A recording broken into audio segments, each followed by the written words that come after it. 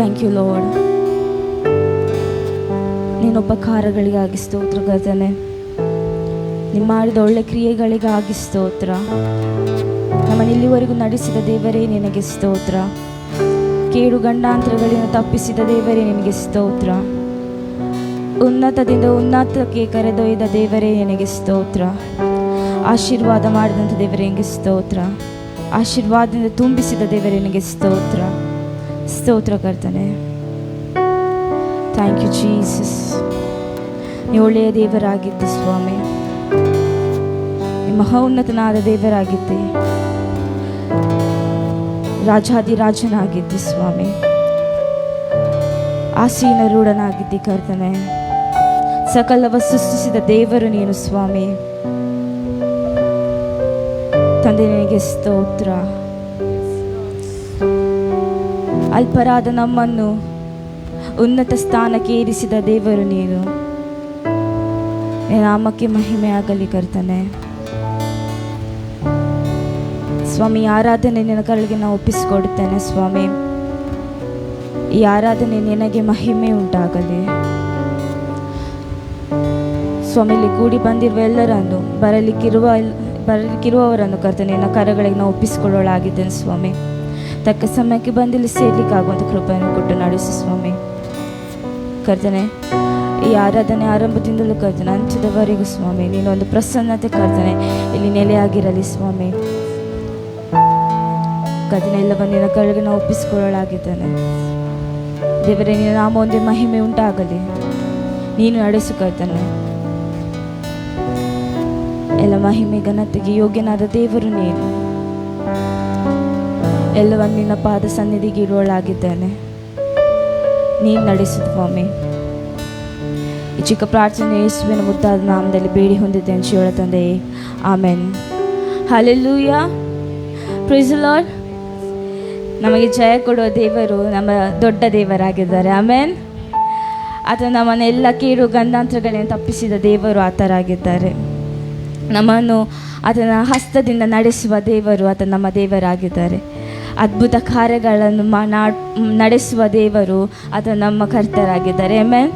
ಈ ಒಂದು ಸಮಯದಲ್ಲಿ ಜಯ ಕೊಡುವ ದೇವರಿಗೆ ಕೋಟಿ ಕೋಟಿ ಸ್ತೋತ್ರ ಎಂಬ ಸಂಗೀತದೊಡನೆ ಆತನ ನಾವು ಸ್ತುತಿಸಲು ಹೋಗುವ.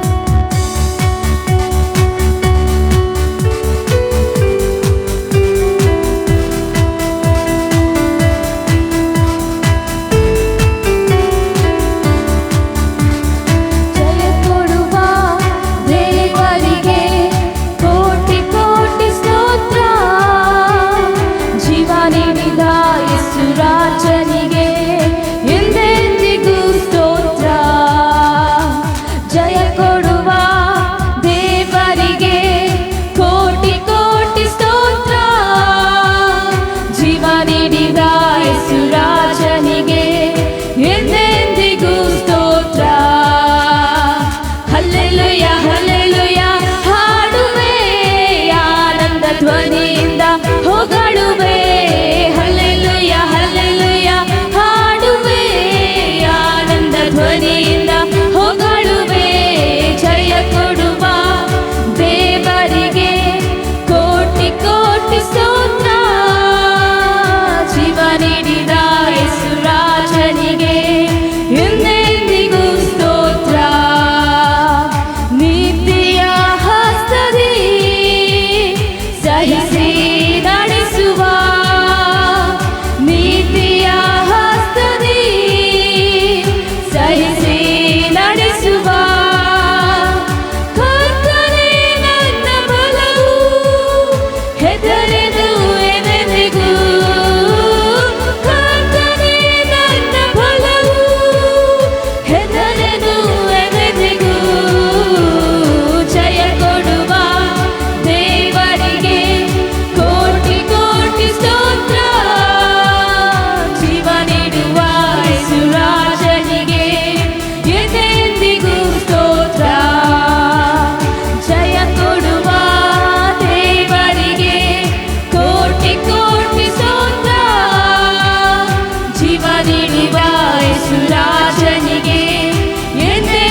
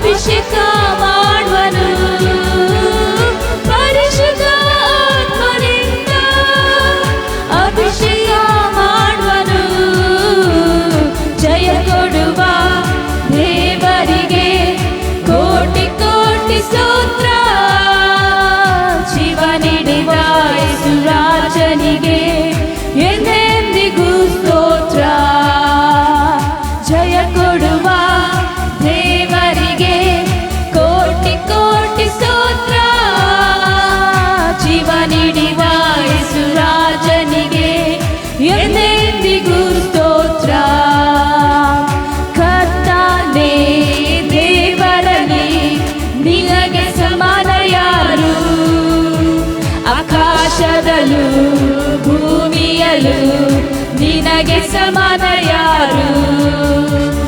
ಕರ್ತನೇ ದೇವರಲ್ಲಿ ನಿನಗೆ ಸಮಾನ ಯಾರು?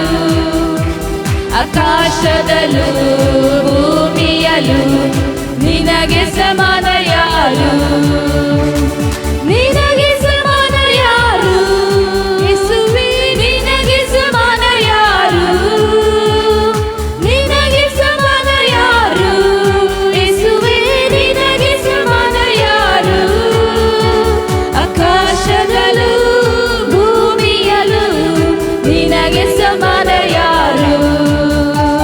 ಆಕಾಶದಲ್ಲೂ ಭೂಮಿಯಲ್ಲೂ ನಿನಗೆ ಸಮಾನ ಯಾರು? ಕೆಂಪು ಸಮುದ್ರವ ಮುರಿದು ನಿನ್ನ ಜನರನ್ನು ನಡೆಸಿದೆನೆ. ಕೆಂಪು ಸಮುದ್ರವ ಮುರಿದು ನಿನ್ನ ಜನರನ್ನು ನಡೆಸಿದೆನೆ. ನೀನೇ ಶಕ್ತನು ಸರ್ವಶಕ್ತನು, ನಿನ್ನ ವಾಕ್ಯವು ಬದಲಾಗದು. ನೀನೇ ಶಕ್ತನು ಸರ್ವಶಕ್ತನು, ನಿನ್ನ ವಾಕ್ಯವು ಬದಲಾಗದು. ನಿನಗೆ ಸಮಾನ ಯಾರು? ಯೇಸುವೇ ನಿನಗೆ ಸಮಾನ ಯಾರು?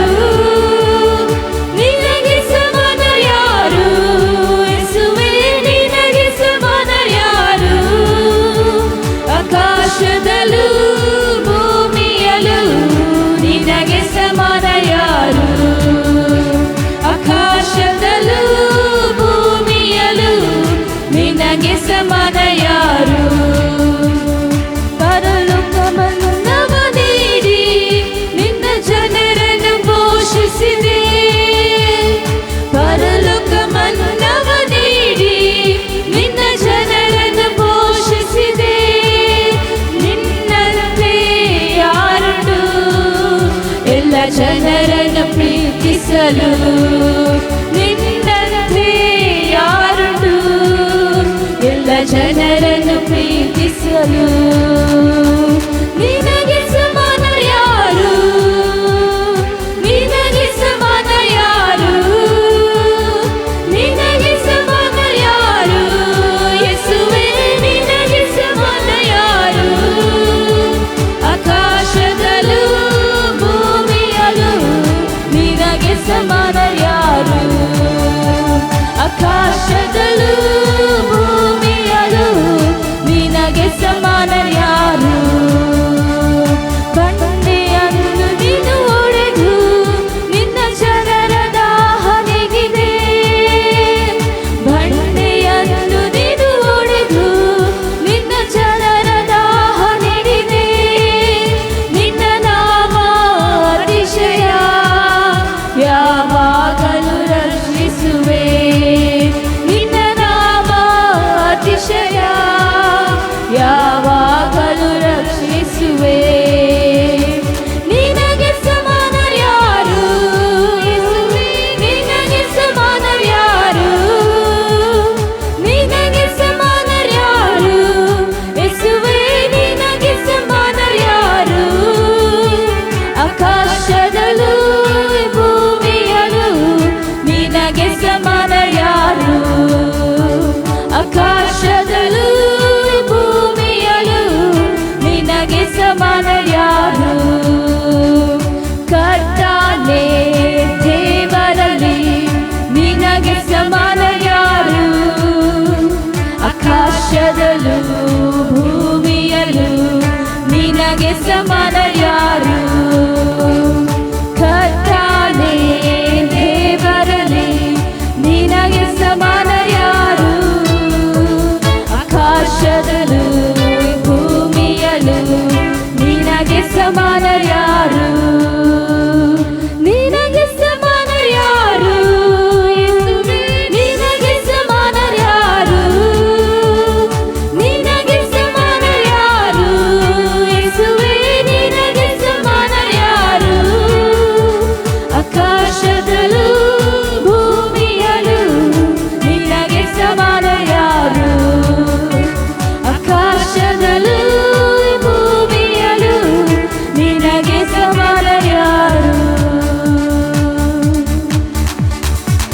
ಲಾರ್ಡ್, ನಿನ್ನಂಥ ದೇವರು ಯಾರೂ ಇಲ್ಲ ಕರ್ತನೆ. ನೀನು ಹಾಗೆ ಪ್ರೀತಿಸುವವರು ಒಬ್ಬರು ಇಲ್ಲ ಸ್ವಾಮಿ. ಪಾಪದ ಮರಣದಲ್ಲಿ ಇದ್ದಂಥ ನಮ್ಮನ್ನು ಕರ್ತನೆ ನೀನು ಪ್ರೀತಿ ಮಾಡಿದ ದೇವರು ಸ್ವಾಮಿ. ಹೌದು ಕರ್ತನೆ, ನಿನ್ನ ಪ್ರೀತಿ ಅದು ಶ್ರೇಷ್ಠವಾದದ್ದು, ನಿನ್ನ ಕೃಪೆ ಅದು ಶಾಶ್ವತವಾಗಿರುವಂಥದ್ದು ಸ್ವಾಮಿ. Thank you Jesus, thank you Lord. ನಿನಗೆ ಸ್ತೋತ್ರ.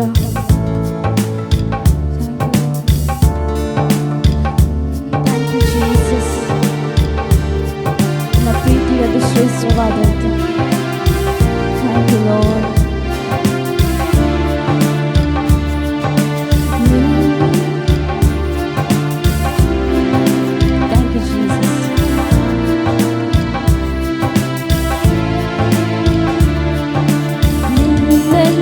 ದೇವರು ಯಾರೂ ಇಲ್ಲ, ನಿನ್ನ ಹಾಗೆ ಪ್ರೀತಿಸುವವರು ಒಬ್ಬರು ಇಲ್ಲ. ನಿನ್ನಂಥ ದೇವರು ಯಾರೂ ಇಲ್ಲ, ನಿನ್ನ ಹಾಗೆ ಪ್ರೀತಿಸುವವರು ಒಬ್ಬರು ಇಲ್ಲ. యేసయ్య యేసయ్య ನೀನಿಲ್ಲದೆ ನಾನಿಲ್ಲಯ್ಯ. యేసయ్య యేసయ్య ನೀನಿಲ್ಲದೆ ನಾನಿಲ್ಲಯ್ಯ. ನಿನ್ನಂಥ ದೇವರು ಯಾರೂ ಇಲ್ಲ, ನಿನ್ನ ಹಾಗೆ ಪ್ರೀತಿಸುವವರು ಒಬ್ಬರು ಇಲ್ಲ. ನಿನ್ನಂಥ ದೇವರು ಯಾರೂ ಇಲ್ಲ, ನಿನ್ನ ಹಾಗೆ ಪ್ರೀತಿಸುವವರು ಒಬ್ಬರು ಇಲ್ಲ. ಪಾಪದ ಮರಣದಲ್ಲಿ ಇಟ್ಟಂತಾನನ್ನ ಪ್ರೀತಿ ಮಾಡಿ ಪ್ರಾಣ ಕೊಟ್ಟು ಬದುಕಿಸಿದೆ ದೇವಾ. ಪಾಪದ ಮರಣದಲ್ಲಿ ಇಟ್ಟಂತಾನನ್ನ ಪ್ರೀತಿ ಮಾಡಿ ಪ್ರಾಣ ಕೊಟ್ಟು ಬದುಕಿಸಿದೆ ದೇವಾ. ನಿನ್ನ ಕೃಪೆ ಶಾಶ್ವತ ಎಂದೆಂದು ದೇವಾ, ನಿನ್ನ ಕೃಪೆ ಶಾಶ್ವತ ಎಂದೆಂದು ದೇವಾ. ನಿನ್ನ ಪ್ರೀತಿಯಿಂದ ನಾನು ಜೀವಿಸುವೆ ದೇವಾ, ನಿನ್ನ ಪ್ರೀತಿಯಿಂದ ನಾನು ಜೀವಿಸುವೆ ದೇವಾ. యేసయ్య యేసయ్య ನೀನಿಲ್ಲದೆ ನಾನಿಲ್ಲಯ್ಯ. యేసయ్య యేసయ్య ನೀನಿಲ್ಲದೆ ನಾನಿಲ್ಲಯ್ಯ. ನಿನ್ನಂಥ ದೇವರು ಯಾರೂ ಇಲ್ಲ, ನಿನ್ನ ಹಾಗೆ ಪ್ರೀತಿಸುವವರು ಒಬ್ಬರು ಇಲ್ಲ. ನಿನ್ನಂಥ ದೇವರು ಯಾರೂ ಇಲ್ಲ, ನಿನ್ನ ಹಾಗೆ ಪ್ರೀತಿಸುವವರು ಒಬ್ಬರು ಇಲ್ಲ. ನನ್ನಯ ಜೀವಿತವೆಲ್ಲವನ್ನು ತಿಳಿದಿರುವೆ ನೀನು, ನನ್ನಯ ಕುರಿತು ಹಿತವಾಗಿ ಚಿಂತಿಸುವೆ ನೀನು. ನನ್ನಯ ಜೀವಿತವೆಲ್ಲವನ್ನು ತಿಳಿದಿರುವೆ ನೀನು, ನನ್ನಯ ಕುರಿತು ಹಿತವಾಗಿ ಚಿಂತಿಸುವೆ ನೀನು. ನಿನ್ನಯ ಕರದಿ ಹಿಡಿದು ನನ್ನ ನಡೆಸಿರುವೆ ದೇವಾ, ನಿನ್ನಯ ಕರದಿ ಹಿಡಿದು ನನ್ನ ನಡೆಸಿರುವೆ ದೇವಾ. ನನ್ನ ಸಹಾಯ ನನ್ನ ಬಂಡೆ ನೀವೇ యేసయ్య, ನನ್ನ ಸಹಾಯ ನನ್ನ ಬಂಡೆ ನೀವೇ యేసయ్య. యేసయ్య యేసయ్య ನೀನಿಲ್ಲದೆ ನಾನಿಲ್ಲಯ್ಯ. యేసయ్య యేసయ్య ನೀನಿಲ್ಲದೆ ನಾನಿಲ್ಲಯ್ಯ. ನಿನ್ನಂಥ ದೇವರು ಯಾರೂ ಇಲ್ಲ, ನಿನ್ನ ಹಾಗೆ ಪ್ರೀತಿಸುವವರು ಒಬ್ಬರು ಇಲ್ಲ. ನಿನ್ನಂಥ ದೇವರು ಯಾರೂ ಇಲ್ಲ, ನಿನ್ನ ಹಾಗೆ ಪ್ರೀತಿಸುವವರು ಒಬ್ಬರು ಇಲ್ಲ.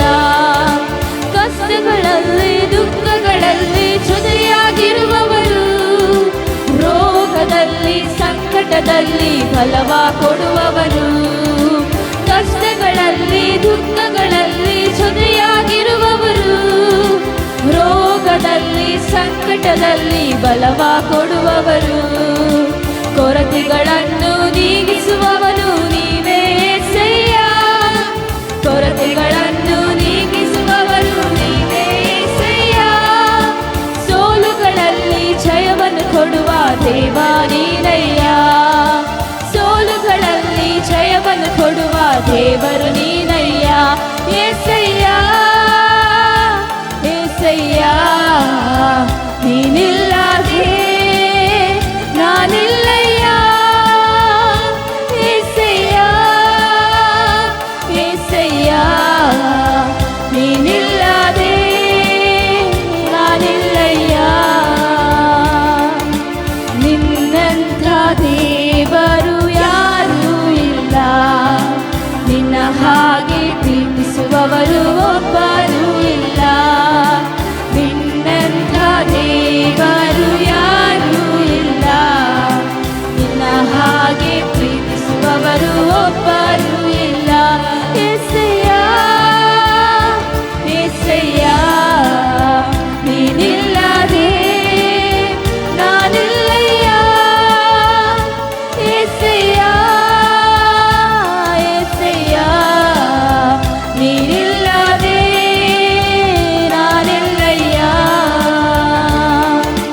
ನಿನ್ನಂಥ ದೇವರು ಯಾರೂ ಇಲ್ಲ, ನಿನ್ನ ಹಾಗೆ ಪ್ರೀತಿಸುವವರು ಒಬ್ಬರೂ ಇಲ್ಲ, ನಿನ್ನಂಥ ದೇವರು ಯಾರೂ ಇಲ್ಲ, ನಿನ್ನ ಹಾಗೆ ಪ್ರೀತಿಸುವವರು ಒಬ್ಬರೂ ಇಲ್ಲ. ಹೌದು ಕರ್ತನೆ, ನಿನ್ನಂಥ ದೇವರು ಯಾರೂ ಇಲ್ಲ, ನಿನ್ನ ಹಾಗೆ ಪ್ರೀತಿಸುವವರು ಒಬ್ಬರೂ ಇಲ್ಲ ಸ್ವಾಮಿ. ಹೌದು ಕರ್ತನೆ, ನೀನು ಒಳ್ಳೆಯ ದೇವರು, ಸಿಹಿ ಜೇನಿಗಿಂತ ಮಧುರವಾದದ್ದು ನಿನ್ನ ನಾಮವು ಕರ್ತನೆ, ಉಕ್ಕಿ ಹರಿಯುವಂಥ ಪ್ರೀತಿಯದು ನಿನ್ನದು, ಬೆಳ್ಳಿ ಬಂಗಾರಕ್ಕಿಂತ ಅಪರಂಜಿಯಾದದ್ದು ಕರ್ತನೆ, ಅದು ನಿನ್ನ ನಾಮ ಸ್ವಾಮಿ. Thank you, Jesus. Yes, Lord. Thank you, Jesus.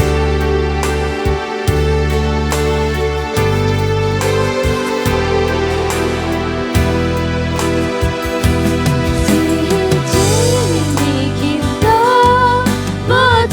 ಮಧುರವಾದದ್ದು ಉಕ್ಕಿ ಹರಿಯುವಂತ ಪ್ರೀತಿ ನಿನ್ನದು, ಬೆಳ್ಳಿ ಬಂಗಾರಕ್ಕಿಂತ ಅಪರಂಜಿಯಾದದ್ದು ಯೇಸು ನಿನ್ನ ನಾಮವು, ಹಿಮಪಾತಕ್ಕಿಂತ ತಂಪಾಗಿರುವಂಥದ್ದು, ಸೂರ್ಯಕಾಂತಿಗಿಂತ ಪ್ರಕಾಶಮಾನವು, ಬೆಳದಿಂಗಳಿಗಿಂತ ನಿರ್ಮಲವಾದದ್ದು ಯೇಸು ನಿನ್ನ ನಾಮವು, ಯೇಸು ಸರ್ವಶಕ್ತನು ನೀನು, ಮರಣವನ್ನೇ ಜಯಿಸಿದ ವೀರನು, ಸರ್ವವನ್ನೇ ಆಳುವ ಯೋಧನು, ನಿನಗೆ ಸಾಟಿ ಇಲ್ಲ ಒಬ್ಬರು, ರಕ್ಷಕ ನೀನೇನೆ ನನ್ನ ಬಲವು, ನೀನೇ ನನ್ನ ಅಡಗುವ ಸ್ಥಾನವು, ನೀನೇ ನಿಜವಾದ ದೇವರು, ಕೈಗಳನ್ನೇ ಆರಾಧಿಸುವೆನು, ಯೇಸು ಸರ್ವಶಕ್ತನು ನೀನು, ಮರಣವನ್ನೇ ಜಯಿಸಿದ ವೀರನು, ಸರ್ವವನ್ನೇ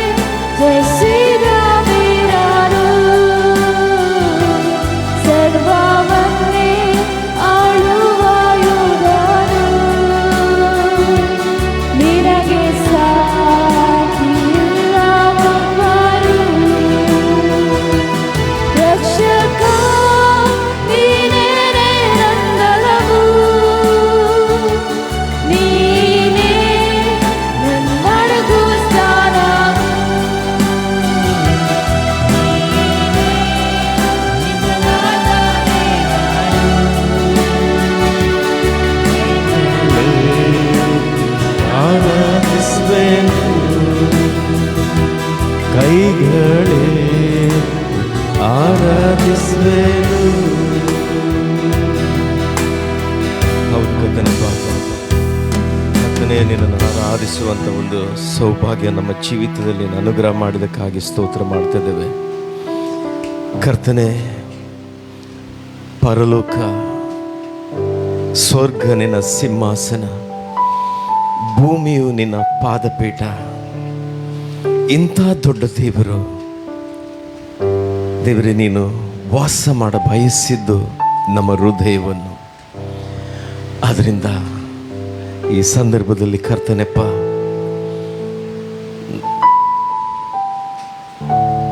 ನಿನ್ನನ್ನೇ ದೇವರೇ ನಾವು ಆತ್ಕೊಳ್ತೇವೆ. ನಮ್ಮ ನಡುವೆ ವಾಸ ಮಾಡುವಂಥ, ನಮ್ಮ ನಡುವೆ ನಡೆದಾಡುತ್ತಿರುವಂಥ, ನಮಗೆ ಜೀವವನ್ನು ನೀಡಿದಂಥ ದೇವರಾತ್ಮನೇ, ನಿನಗೆ ಸ್ತೋತ್ರ ಮಾಡ್ತೇವಪ್ಪ. ಹಾಲೆಲೂಯಾ. Thank you Jesus. ಸ್ವರ್ಗಾದಿ ಸ್ವರ್ಗ ನಿನ್ನ ಸಿಂಹಾಸನ, ಭೂಮಿಯು ನಿನ್ನಯ ಪಾದಪೀಠ. ಸ್ವರ್ಗಾದಿ ಸ್ವರ್ಗ ನಿನ್ನ ಸಿಂಹಾಸನ, ಭೂಮಿಯು ನಿನ್ನಯ ಪಾದಪೀಠ. ಆದರೂ ಎನ್ನಯ ಹೃದಯದಲ್ಲಿ ನೆಲೆಸಲು ಬಂದಿಹ ನನ್ನೇಸುವೆ. ನನ್ನ ಹೃದಯದ ಸಿಂಹಾಸನದಿ ಆಸೀನನಾದ ನನ್ನ ರಾಜನೇ. ನನ್ನ ಹೃದಯದ ಸಿಂಹಾಸನದಿ ನೆಲೆಸಿರುವ ಯೇಸುವೇ. ಸಕಲರ ತಂದೆಯು ನೀ, ಸರ್ವರಿಗೂ ಆಧಾರ ನೀ. ಸಕಲರ ತಂದೆಯು ನೀ, ಸರ್ವರಿಗೂ ಆಧಾರ ನೀ. ನಿನ್ನಯ ಶ್ವಾಸದಿಂದಲೇ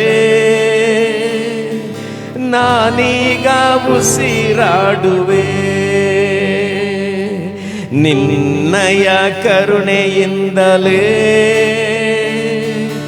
ನಾನೀಗ ಉಳಿದಿರುವೆ. ಮನುಜರ ಮಧ್ಯದಲ್ಲಿ ವಾಸ ಮಾಡುತ್ತಿರುವಾತನೇ. ಮನುಜರ ನಡುವೆಯಲ್ಲಿ ನಡೆದಾಡುತ್ತಿರುವಾತನೇ. ಮನುಜರ ಮಧ್ಯದಲ್ಲಿ ವಾಸ ಮಾಡುತ್ತಿರುವಾತನೇ. ಮನುಜರ ನಡುವೆಯಲ್ಲಿ ನಡೆದಾಡುತ್ತಿರುವಾತನೇ.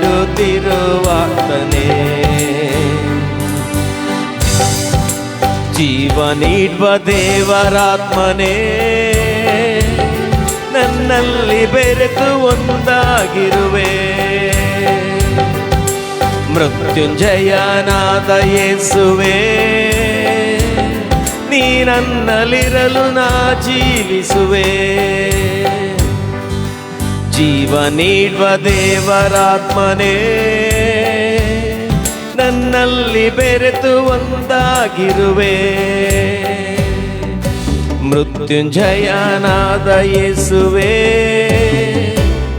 ನೀ ನನ್ನಲ್ಲಿರಲು ಜೀವಿಸುವೆ. ನನ್ನ ಹೃದಯದ ಸಿಂಹಾಸನದಿ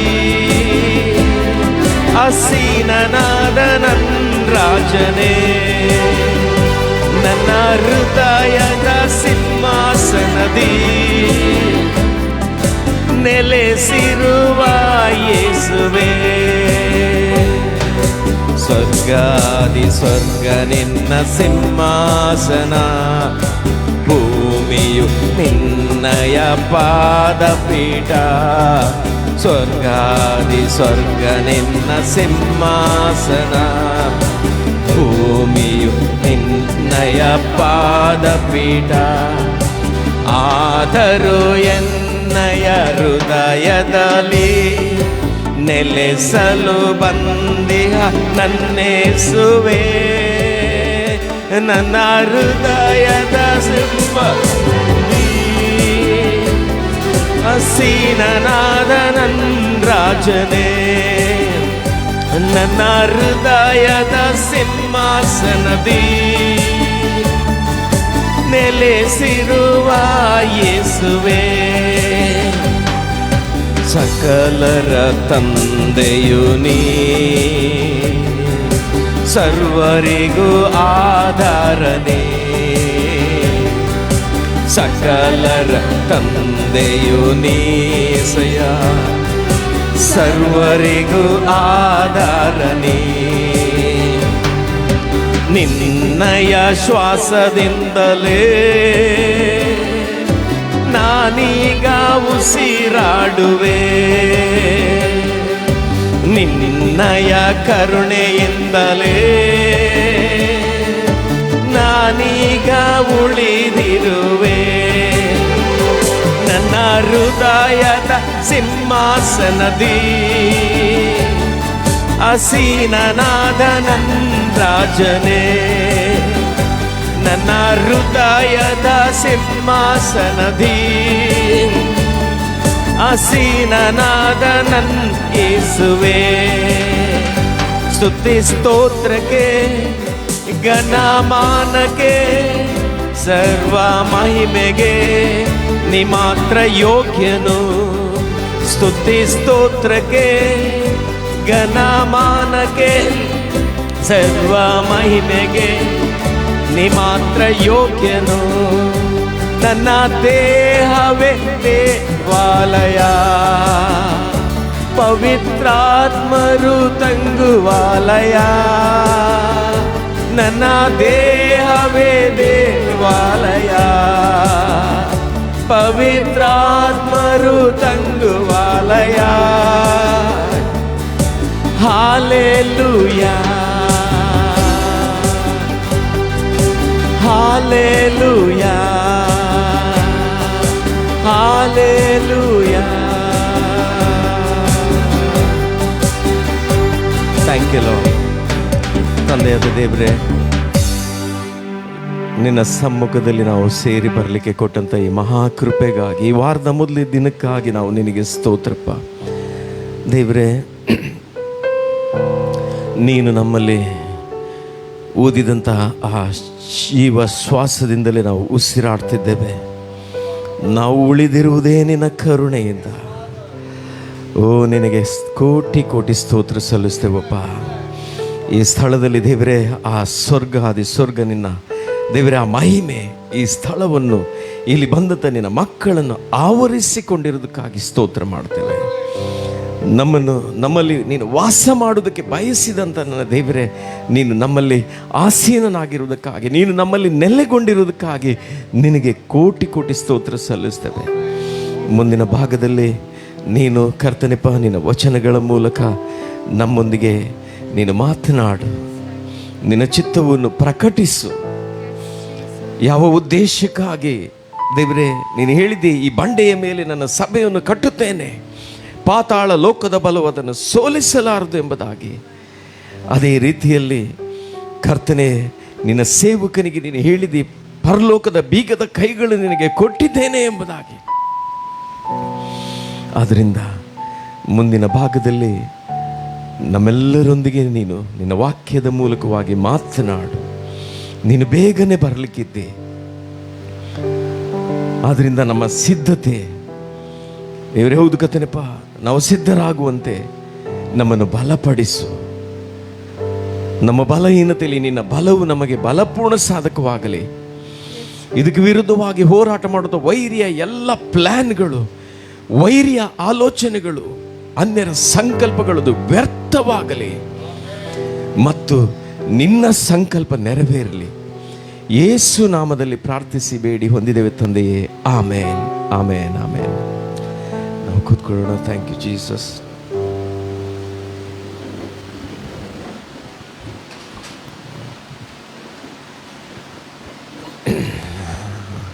ಹಲ್ಲೆಲೂಯ. ದೇವರ ಪರಿಶುದ್ಧ ನಾಮಕ್ಕೆ ಸ್ತೋತ್ರವಾಗಲಿ. ಈ ಸಂದರ್ಭದಲ್ಲಿ ಒಂದು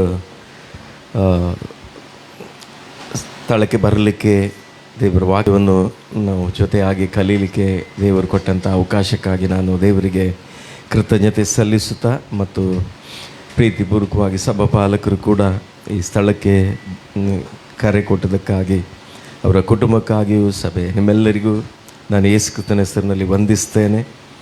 ಈ ದಿನ ನಾವು ಸ್ವಲ್ಪ ಹೊತ್ತು ದೇವರ ಚಿತ್ತ, ಅದರಿಂದ ದೇವರ ಚಿತ್ತದ ಬಗ್ಗೆ ಸ್ವಲ್ಪ ಹೊತ್ತು ನಾವು ಆತನ ವಾಕ್ಯದಲ್ಲಿ ನಾವು ಕಲಿತುಕೊಳ್ಳೋಣ. ನಾವು ಪ್ರೊವರ್ಬ್ಸ್ ಚಾಪ್ಟರ್ 3 ವರ್ಡ್ 6 ಅಲ್ಲಿ ನಾವು ನೋಡ್ತೇವೆ.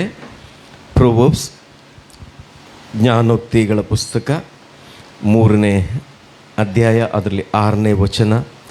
ಆನ್ಲೈನಲ್ಲಿ ಕೂಡ ನಮ್ಮನ್ನು ವೀಕ್ಷಿಸುವಂಥ ಪ್ರತಿಯೊಬ್ಬರನ್ನು ದೇವರು ಆಶೀರ್ವದಿಸಲಿ.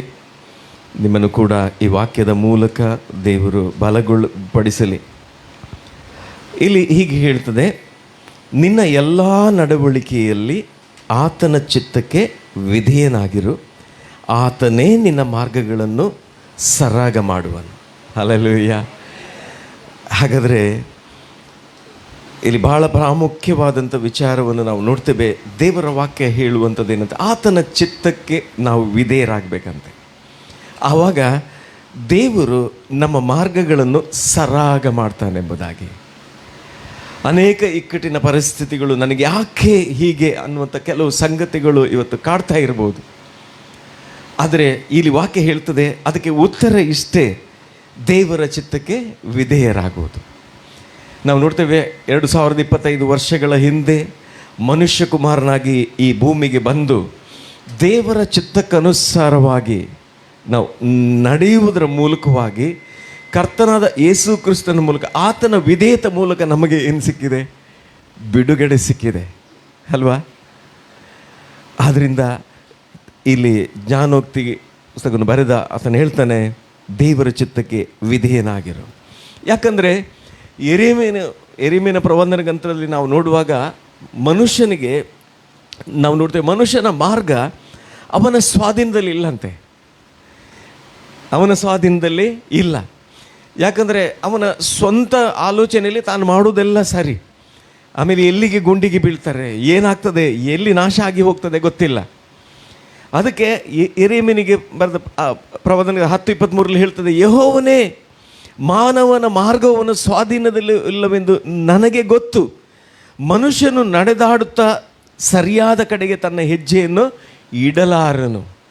ಹಾಗಾದರೆ ಇಲ್ಲಿ ನಾವು ನೋಡ್ತೇವೆ, ನಮ್ಮ ಹೆಜ್ಜೆ ಪರ್ಫೆಕ್ಟ್ ಆಗಿರಬೇಕಾದ್ರೆ ಒಂದು ದೇವರ ಚಿತ್ತಕ್ಕೆ ನಾವು ವಿಧೇಯರಾಗಿರುವಾಗ ದೇವರೇ ನಮ್ಮನ್ನು ನಡೆಸ್ತಾನೆ. ಹಲ್ಲೆಲೂಯಾ.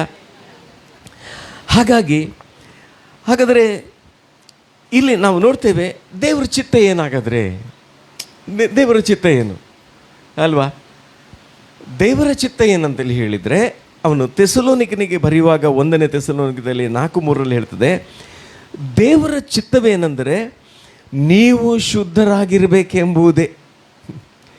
ದೇವರ ಚಿತ್ತ ಏನಂತೇಳಿ ಹೇಳಿದರೆ ನೀವು ಶುದ್ಧರಾಗಿರಬೇಕು.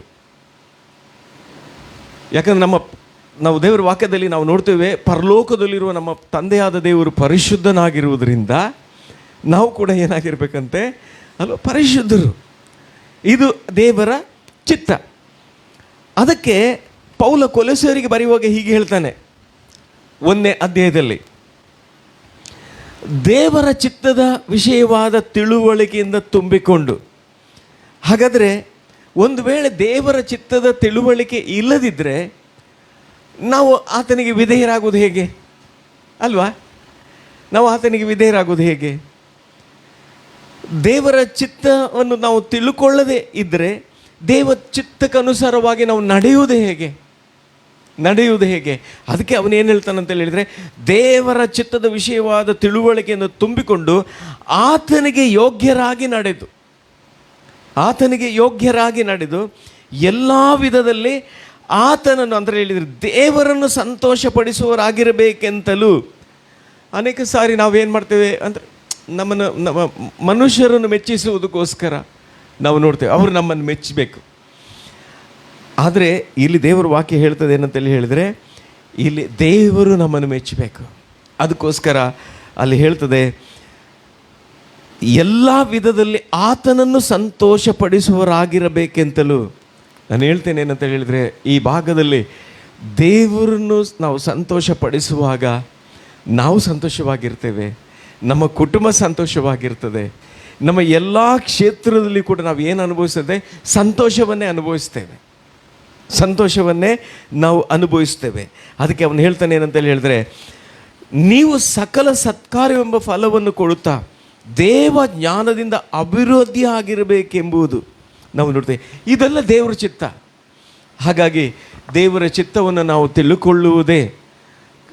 ಕಳೆದ ವಾರದಲ್ಲಿ ಅನೇಕರಿಗೆ ದೀಕ್ಷಾಸ್ನಾನ ಇತ್ತು ಇಲ್ಲಿ ಅಲ್ವಾ, ದೀಕ್ಷಾಸ್ನಾನ ಇತ್ತು. ಹಾಗಾಗಿ ವಾಕ್ಯದ ಮೂಲಕ ದೇವರ ಚಿತ್ತವು ನಿಮಗೆ ಅಲ್ಲಿ ಪ್ರಕಟವಾಯಿತು. ಯಾಕೆ ಹಾಗಾದರೆ ದೀಕ್ಷಾಸ್ನಾನ ಬೇಕು? ಯಾಕೆ ರಕ್ಷಣೆ ಬೇಕು? ದೇವರು ಯಾವ ಉದ್ದೇಶಕ್ಕೋಸ್ಕರ ಶಿಲುಬೆಯಲ್ಲಿ ತನ್ನ ಮಗನನ್ನು ಬಲಿಯಾಗಿ ಸಮರ್ಪಣೆ ಮಾಡಿ ಪ್ರಾಣ ಕೊಟ್ಟಿದ್ದು? ಇದೆಲ್ಲ ದೇವರ ಚಿತ್ತವನ್ನು ತಿಳ್ಕೊಂಡು ಆ ದೇವರ ಚಿತ್ತಕ್ಕೆ ನಮ್ಮನ್ನು ಒಳಪಡಿಸುವಾಗ ವಾಕ್ಯ ಹೇಳ್ತದೆ, ಆತನು ನಮ್ಮ ಎಲ್ಲ ಮಾರ್ಗಗಳನ್ನ ಆತನು ಸರಾಗ ಮಾಡ್ತಾನಂತೆ. ಹಲ್ಲೆಲೂಯ. ಯಾಕಂದರೆ ನಿನ್ನ ಜೀವಿತದಲ್ಲಿ ನೀನು ಆಗ ಫೇಲಿಯರನ್ನು ಕಾಣುವುದಿಲ್ಲ. ಯಾಕಂದರೆ ಮುಂದೆ ಕೆಲವು ಸಂಗತಿಗಳು ಬಂದು ನಿಲ್ಲಬಹುದು. ಸಮಸ್ಯೆ ಇಲ್ಲ ಅಂತೇಳಿ ಹೇಳುವುದಿಲ್ಲ, ಬಟ್ ನೀನು ಫೇಲ್ ಆಗುವುದಿಲ್ಲ. ಹಲ್ಲೆಲೂಯ. ನೀನು ಫೇಲ್ ಆಗೋದಿಲ್ಲ. ಯಾಕೆ ಅಂತೇಳಿ ಹೇಳಿದರೆ, ನಾವು ನೋಡ್ತೇವೆ ಈಗ ಉದಾಹರಣೆಗೆ ಅನೇಕರು ದೇವರ ವಾಕ್ಯದಲ್ಲಿ ನಮಗೆ ಒಂದು ಮಾದರಿಯಾಗಿದ್ದಾರೆ. ಹಳೆ ಒಡಂಬಡಿಕೆಯಲ್ಲಿ ನೋಡುವಾಗ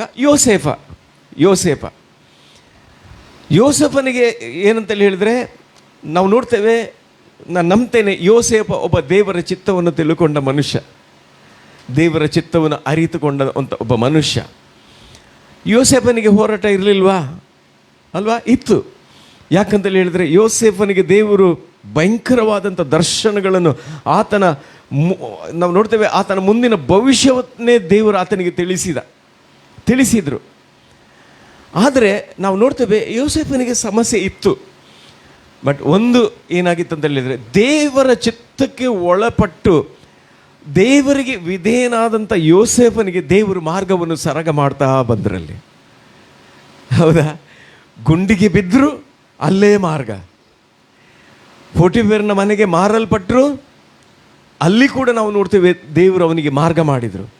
ಆದರೆ ಸಮಸ್ಯೆಗಳಿತ್ತು. ನಾವು ನೋಡ್ತೇವೆ ಯೋಸೇಫನ ಒಬ್ಬ ಭಾಳ ಸುಂದರವಾದಂಥ ಒಬ್ಬ ವ್ಯಕ್ತಿ, ಭಾಳ ಚಂದವಾಗಿರುವಂಥ ವ್ಯಕ್ತಿ. ಆದರೆ ನಾವು ನೋಡ್ತೇವೆ ಯೋಸೇಫನ ಜೀವಿತದಲ್ಲಿ ದೇವರ ಚಿತ್ತವನ್ನು ಅರಿತುಕೊಂಡು ಆತನು ದೇವರಿಗೆ ವಿಧೇಯನಾದಂಥ ಒಬ್ಬ ವ್ಯಕ್ತಿ ಆಗಿರುವುದರಿಂದ ದೇವರು ಅವನ ಮಾರ್ಗದಲ್ಲಿ ಆತನು ಮೇಲಕ್ಕೆತ್ತುತ್ತಾ ಬಂದರು. ಆದರೆ ನಾವು ನೋಡ್ತೇವೆ ಆ ಸಮಯದಲ್ಲಿಯೂ ಕೂಡ ಒಂದು ಸಮಸ್ಯೆ ಬಂದು ಯೋಸೇಫನಿಗೆ ನಾವು ನೋಡ್ತೇವೆ ಅಲ್ಲಿ ಪೋಟಿಫೆರನ ಮನೆಯಲ್ಲಿ ಒಂದು ಸಮಸ್ಯೆ ಎದುರು ಬಂದು ನಿಲ್ತು. ಏನಂತೇಳಿಲ್ಲ, ಆ ಸಮಸ್ಯೆ ಬೇರೆ ಯಾರಲ್ಲ, ಅವನ ಹೆಂಡತಿಯಾಗಿದ್ಲು. ಆದ್ದರಿಂದ ಇಲ್ಲಿ ನಾವು ನೋಡ್ತೇವೆ ಏನಂತೇಳಿ ಹೇಳಿದರೆ, ದೇವರ ಚಿತ್ತಕ್ಕೆ ಒಳಪಟ್ಟಂಥ ವ್ಯಕ್ತಿ ಅವನಿಗೆ ಗೊತ್ತಿದೆ, ನನ್ನ ತಂದೆ ಪರಿಶುದ್ಧನಾಗಿರುವುದರಿಂದ ನಾನು ಕೂಡ ನನ್ನ ಪರಿಶುದ್ಧತೆಯನ್ನು ಕಾದುಕೊಳ್ಳುವ ಜವಾಬ್ದಾರಿ ಯಾರಿಗಿದೆ? ನನಗೆ ಇದೆ. ಆದುದರಿಂದ ತೆಗೆಯುವುದು ಬೇಡ, ಆಮೇಲೆ ಓದಿ. ಅದು ಆದಿಕಾಂಡ 39ನೇ ಅಧ್ಯಾಯದಲ್ಲಿ ಇದೆ. ನಾನು 9ನೇ ವಚನಕ್ಕೆ ಟಚ್ ಮಾಡ್ತೇನೆ ಅದನ್ನು. ಹೇಗೆಂತೇಳಿ ಹೇಳಿದ್ರೆ, ಅಂಥ ಒಂದು ಆಪ್ಷನ್, ಯಾಕಂತೇಳಿ ಹೇಳಿದರೆ ಅಲ್ಲಿ ನಾವು ನೋಡ್ತೇವೆ, ಒಂದು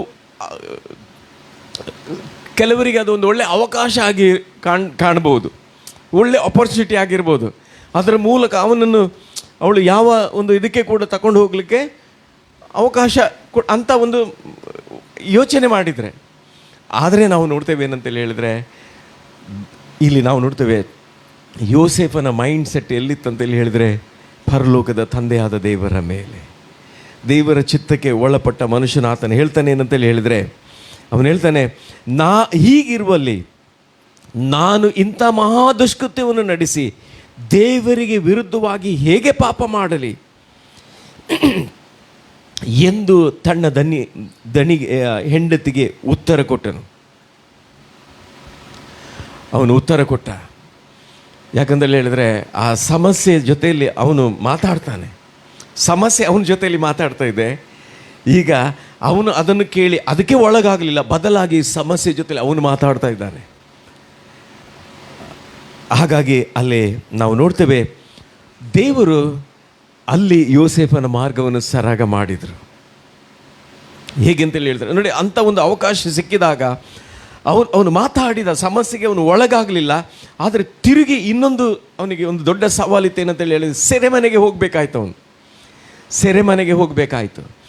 ಆದರೂ ಕೂಡ ಅಲ್ಲಿಯೂ ನಾವು ನೋಡ್ತೇವೆ, ಅವನು ದೇವರ ಚಿತ್ತಕ್ಕೆ ಒಳಪಟ್ಟು ಇದ್ದಂಥ ಒಬ್ಬ ವ್ಯಕ್ತಿ, ದೇವರ ಚಿತ್ತವನ್ನು ಅರಿತಂಥ ಒಬ್ಬ ವ್ಯಕ್ತಿ ಆಗಿರೋದ್ರಿಂದ ಅವನು ದೇವರಿಗೆ ವಿರುದ್ಧವಾಗಿ ಮಾತಾಡಲಿಲ್ಲ. ಎಲ್ಲವನ್ನು ಅವನು ಹೇಗೆ ತೆಗೆದುಕೊಂಡಂತೇಳಿ ಹೇಳಿದರೆ, ನೆಗೆಟಿವ್ ಆಗಿ ತೆಗೆದುಕೊಳ್ಳಲಿಲ್ಲ, ಆ ವಿಷಯಗಳು ಪಾಸಿಟಿವ್ ಆಗಿ ಅವನು ತೆಗೆದುಕೊಂಡ. ಯಾಕಂದರೆ ಅವನ ಅಣ್ಣಂದಿರ ಹತ್ರ ಅವನು ಮಾತಾಡ್ತಾನಲ್ಲ, ಏನಂತ ಹೇಳಿದರೆ, ಅವರೆಲ್ಲ ಬಂದು ಕ್ಷಮಾಪಣೆ ಕೇಳಿದಾಗ, ನಾವು ನಿನಗೆ ತಪ್ಪು ಮಾಡಿಬಿಟ್ಟೆವು, ನಾವು ನಿನಗೆ ಅನ್ಯಾಯ ಮಾಡಿಬಿಟ್ಟೆವು. ಆದರೆ ಅವನು ಹೇಳ್ತಾನೆ ಏನಂತ ಹೇಳಿದರೆ, ನೀವಲ್ಲ, ದೇವರು ನನ್ನನ್ನು ಕಳಿಸಿದ್ದು. ಹೇಗೆ ಮಾತಾಡ್ತಾನೆ ನೋಡಿ. ಆದ್ದರಿಂದ ಅನೇಕ ಸಾರಿ ಕೆಲವು ಸಮಸ್ಯೆಗಳು ನಮ್ಮ ಮುಂದೆ ಬಂದು ನಿಲ್ಲಬಹುದು. ಆದರೆ ಒಂದು ಹೇಳ್ತೇನೆ ನಾನು, ದೇವರ ಚಿತ್ತಕ್ಕೆ ಒಳಪಟ್ಟು ನಾವು ದೇವರಿಗೆ ವಿಧೇಯರಾಗಿ ನಡೆಯುವಾಗ ದೇವರೇ ಅಲ್ಲಿ ನಮಗೇನು ಮಾಡ್ತಾನೆ ಅಂತೇಳಿ ಹೇಳಿದರೆ, ಮಾರ್ಗವನ್ನು ಇಲ್ಲಿ ನಾವು ನೋಡ್ತೇವೆ. ಯೋಸೇಫನನ್ನು ನಡೆಸಿದಂಥ ದೇವರು ನನ್ನನ್ನು ನೀನು ನಡೆಸೋದಿಲ್ವಾ? ನಡೆಸ್ತಾರೆ. ಆದ್ದರಿಂದ ಇಂಥ ಒಂದು ನಾವು ನೋಡ್ತೇವೆ, ಅಂಥ ಸಂದರ್ಭದಲ್ಲಿಯೂ ದೇವರ ಚಿತ್ತಕ್ಕೆ ಒಳಪಟ್ಟದ್ರಿಂದ ಸೆರೆಮನೆಯಲ್ಲಿ ಕೂಡ ಅವನಿಗೆ ಒಳ್ಳೆ ಮಾರ್ಗ ಓಪನ್ ಆಯಿತು. ನಾವು ನೋಡ್ತೇವೆ, ರಾತ್ರಿ ಸೆರೆಮನೆಯಲ್ಲಿದ್ದ, ಮುಂಜಾನೆ ಅವನು ಅರಮನೆಯಲ್ಲಿದ್ದ. ಹಲ್ಲೆಲೂಯಾ. ಮುಂಜಾನೆ ಅವನೆಲ್ಲಿದ್ದ? ಅರಮನೆಯಲ್ಲಿದ್ದ. ಈಗ ಅರಮನೆಯಲ್ಲಿ ಒಂದು ಮಾತು ಬರ್ತಾ ಇದೆ, ಏನಂತೇಳಿ ಹೇಳಿದರೆ 41ನೇ ಅಧ್ಯಾಯದಲ್ಲಿ 38ನೇ ವಚನದಲ್ಲಿ. ಕಾರಣ ಏನಂತೇಳಿ ಹೇಳಿದರೆ, ಯೋಸೇಫನು ದೇವರ ಚಿತ್ತಕ್ಕೆ ಒಳಪಟ್ಟು ದೇವರಿಗೆ ವಿಧೇಯನಾದಂಥ ವ್ಯಕ್ತಿ ಆಗಿರುವುದರಿಂದ ಅವನಿಗೆ ಕನಸುಗಳನ್ನು ಬಿಡಿಸುವಂಥ ಆ ಪವಿತ್ರಾತ್ಮನ ಒಂದು ವರ ಅವನಲ್ಲಿತ್ತು ಅಲ್ವಾ? ಕನಸುಗಳನ್ನು ಬಿಡಿಸುವಂಥ ವರ ಅವನಲ್ಲಿತ್ತು. ಆದ್ದರಿಂದ ಅವನ ಅಲ್ಲಿ ನಾವು ನೋಡ್ತೇವೆ, ಆ ಜೈಲಲ್ಲಿ ಇಬ್ಬರಿದ್ದರು. ಅವರಿಗೆ ಬಿದ್ದಂಥ ಕನಸಿನ ಅರ್ಥವನ್ನು ಅವನು ಹೇಳುವುದರ ನಿಮಿತ್ತವಾಗಿ ಒಂದು ದಿನ ಒಬ್ಬನಿಗೆ ಕೆಲವು ವರ್ಷ ಬಿಟ್ಟು ರಾಜನಿಗೆ ಕನಸು ಬಿದ್ದಾಗ ಅವನಿಗೆ ನೆನಪಾಗ್ತದೆ. ಆ ಸಂದರ್ಭದಲ್ಲಿ ನಾವು ನೋಡ್ತೇವೆ, ಯೋಸೇಫನ ಹೆಸರು ಆ ಸ್ಥಳದಲ್ಲಿ ಬಂದ ನಿಮಿತ್ತವಾಗಿ ಯೋಸೇಫನು ಅರಮನೆಗೆ ಬರಬೇಕಾಯಿತು. ಅರಮನೆಗೆ ಬಂದು ಆ ಕನಸನ್ನು ಬಿಡಿಸಿ ರಾಜನಿಗೆ ಬಿದ್ದಂಥ ಕನಸನ್ನು ಯೋಸೇಫನು ಹೇಳುವಾಗ 41ನೇ ಅಧ್ಯಾಯದಲ್ಲಿ ಆದಿಕಾಂಡ 38ನೇ ವಚನದಲ್ಲಿ ಫರೋನನ್ನು ಹೀಗೆ ಹೇಳ್ತಾನೆ. ಅಲ್ಲಿ 41ನೇ ಅಧ್ಯಾಯ 38ನೇ ವಚನದಲ್ಲಿ ಇನ್ನೊಂದು ವರ್ಷನ್ ಅದು ಹೀಗೆ ಹೇಳ್ತದೆ, ಫರೋಹನು ತನ್ನ ಸೇವಕರಿಗೆ ಈ ಜವಾಬ್ದಾರಿಯನ್ನು ವಹಿಸಿಕೊಳ್ಳಲು ಯೋಸೇಫನಿಗಿಂತಲೂ ಉತ್ತಮನಾದ ವ್ಯಕ್ತಿಯನ್ನು ಕಂಡುಕೊಳ್ಳಲು ಸಾಧ್ಯವೇ? ಮತ್ತೆ ಹೇಳ್ತಾನೆ, ದೇವರ ಆತ್ಮನೇ ಇವನ ಸಂಗಡ ಇದ್ದಾನೆ ಎಂದು ಹೇಳಿದನು. ಅಲ್ಲಿ ಉತ್ತರ ನಾವು ನೋಡ್ತೇವೆ. ಅಲ್ಲಿ ಫರೋಹನನು ತನ್ನ ಸೇವಕರಿಗೆ, ತನ್ನ ಪರಿವಾರದವರಿಗೆ ನಿಂತು ಯೋಸೇಫನ ವಿಷಯದಲ್ಲಿ ಆತನು ಮಾತಾಡಿಕೊಳ್ತಾನೆ. ಈ ಜವಾಬ್ದಾರಿಯನ್ನು ವಹಿಸಿಕೊಳ್ಳಲು ಯೋಸೇಫನಿಗಿಂತಲೂ ಉತ್ತಮವಾದ ವ್ಯಕ್ತಿಯನ್ನು ಕಂಡುಕೊಳ್ಳಲು ಸಾಧ್ಯವೇ? ಯಾಕಂದರೆ ಆ ವಿಷಯ ಬರಲಿಕ್ಕೆ ಕಾರಣ ನಾವು ನೋಡ್ತೇವೆ, ಅವನ ಜೊತೆಯಲ್ಲಿ ಯಾರಿದ್ರು ಅಂತೇಳಿ ಹೇಳಿದ್ರೆ ಪವಿತ್ರಾತ್ಮನು, ದೇವರಾತ್ಮನು. ಹಾಗಾಗಿ ಮೊನ್ನೆಯ ದಿನದಲ್ಲಿ ಅನೇಕರು ನೀವು ಅಲ್ವಾ, ಯೌವನಸ್ಥ ಮಕ್ಕಳು ಕರ್ತನ ಚಿತ್ತಕ್ಕೆ ಒಳಪಟ್ಟು ನಿಮ್ಮನ್ನು ನೀವು ಯೇಸುವನ್ನು ಅಂಗೀಕಾರ ಮಾಡಿಕೊಂಡಿದ್ದೀರಿ. ನಿಮ್ಮ ಜೊತೆಯಲ್ಲಿ ಯಾರಿದ್ದಾನಂತೇಳಿ ಹೇಳಿದರೆ ದೇವರ ಆತ್ಮನು, ಪರಿಶುದ್ಧಾತ್ಮನು. ನಿಮ್ಮನ್ನು ಪರಿಶುದ್ಧಾತ್ಮನು ಆತನು ನಡೆಸ್ತಾನೆ. ಆದ್ದರಿಂದ ಇಲ್ಲಿ ಹಾಗಾಗಿ ಇಲ್ಲಿ ನಾವು ನೋಡ್ತೇವೆ, ಯಾರು ನಾನು ನೆನೆಸ್ತೇನೆ, ಯೋಸೇಫನು ಈ ರೀತಿ ಪ್ರಾರ್ಥನೆ ಮಾಡ್ತಾ ಇರ್ಬೋದು, ಅವನು ಯಾವಾಗಲೂ ಈ ರೀತಿಯಾಗಿ ಪ್ರಾರ್ಥನೆ ಮಾಡ್ತಿರ್ಬೋದು. ಕೀರ್ತನೆ 143ನೇ ಅಧ್ಯಾಯ 10ನೇ ವಚನದಲ್ಲಿ ನಾವು ನೋಡ್ತೇವೆ. ಕೀರ್ತನೆ 143ನೇ ಅಧ್ಯಾಯ 10ನೇ ವಾಕ್ಯ.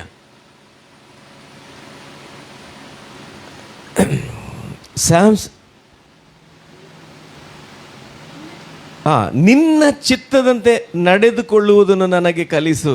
ನಾವೆಲ್ಲ ಹೇಳೋಣ ಒಟ್ಟಿಗಾಗಿ, ದೇವರೇ ನಿನ್ನ ಚಿತ್ತದಂತೆ ನಡೆದುಕೊಳ್ಳುವುದನ್ನು ನನಗೆ ಕಲಿಸು.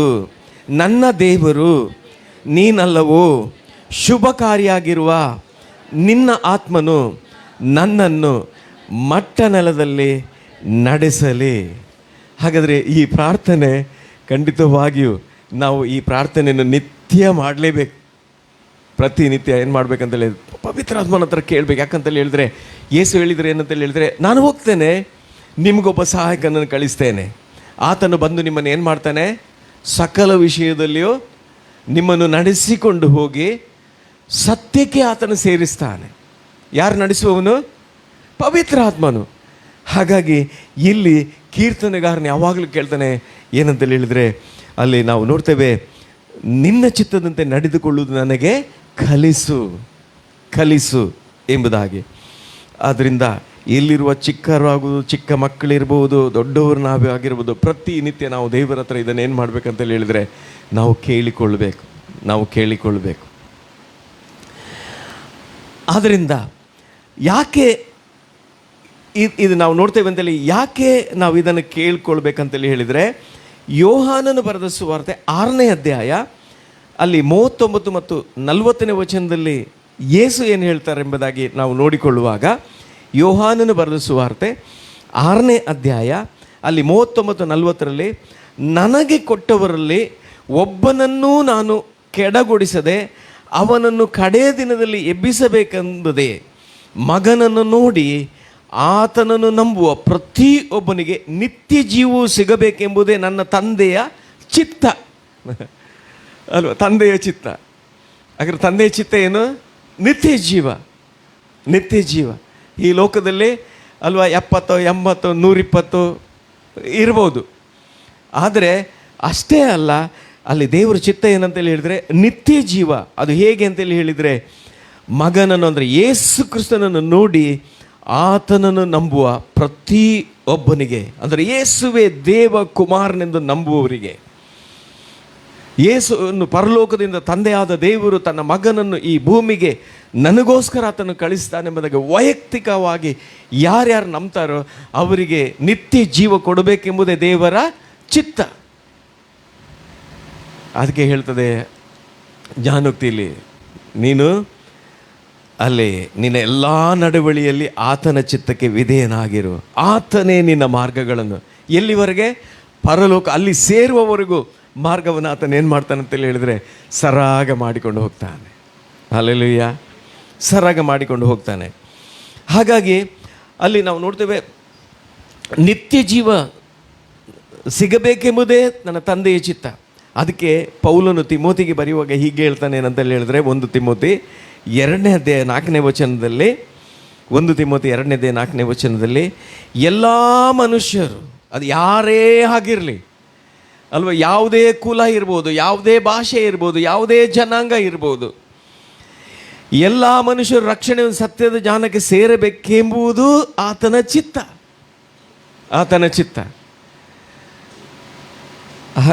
ಹಾಗಾಗಿ ಅದಕ್ಕೆ ಒಂದೇ ಒಂದು ಪ್ರಾರ್ಥನೆ ಏನಂತೇಳಿ ಹೇಳಿದರೆ, ದೇವರೇ ಶುಭಕಾರಿಯಾದ ನಿನ್ನ ಆತ್ಮನು ನನ್ನನ್ನು ಈ ಭೂಮಿ ಮೇಲೆ ಹೇಗೆ ಮಟ್ಟ ನೆಲದಲ್ಲಿ ನಡೆಸಲಿ ಎಂಬಂಥ ಒಂದು ಪ್ರಾರ್ಥನೆ.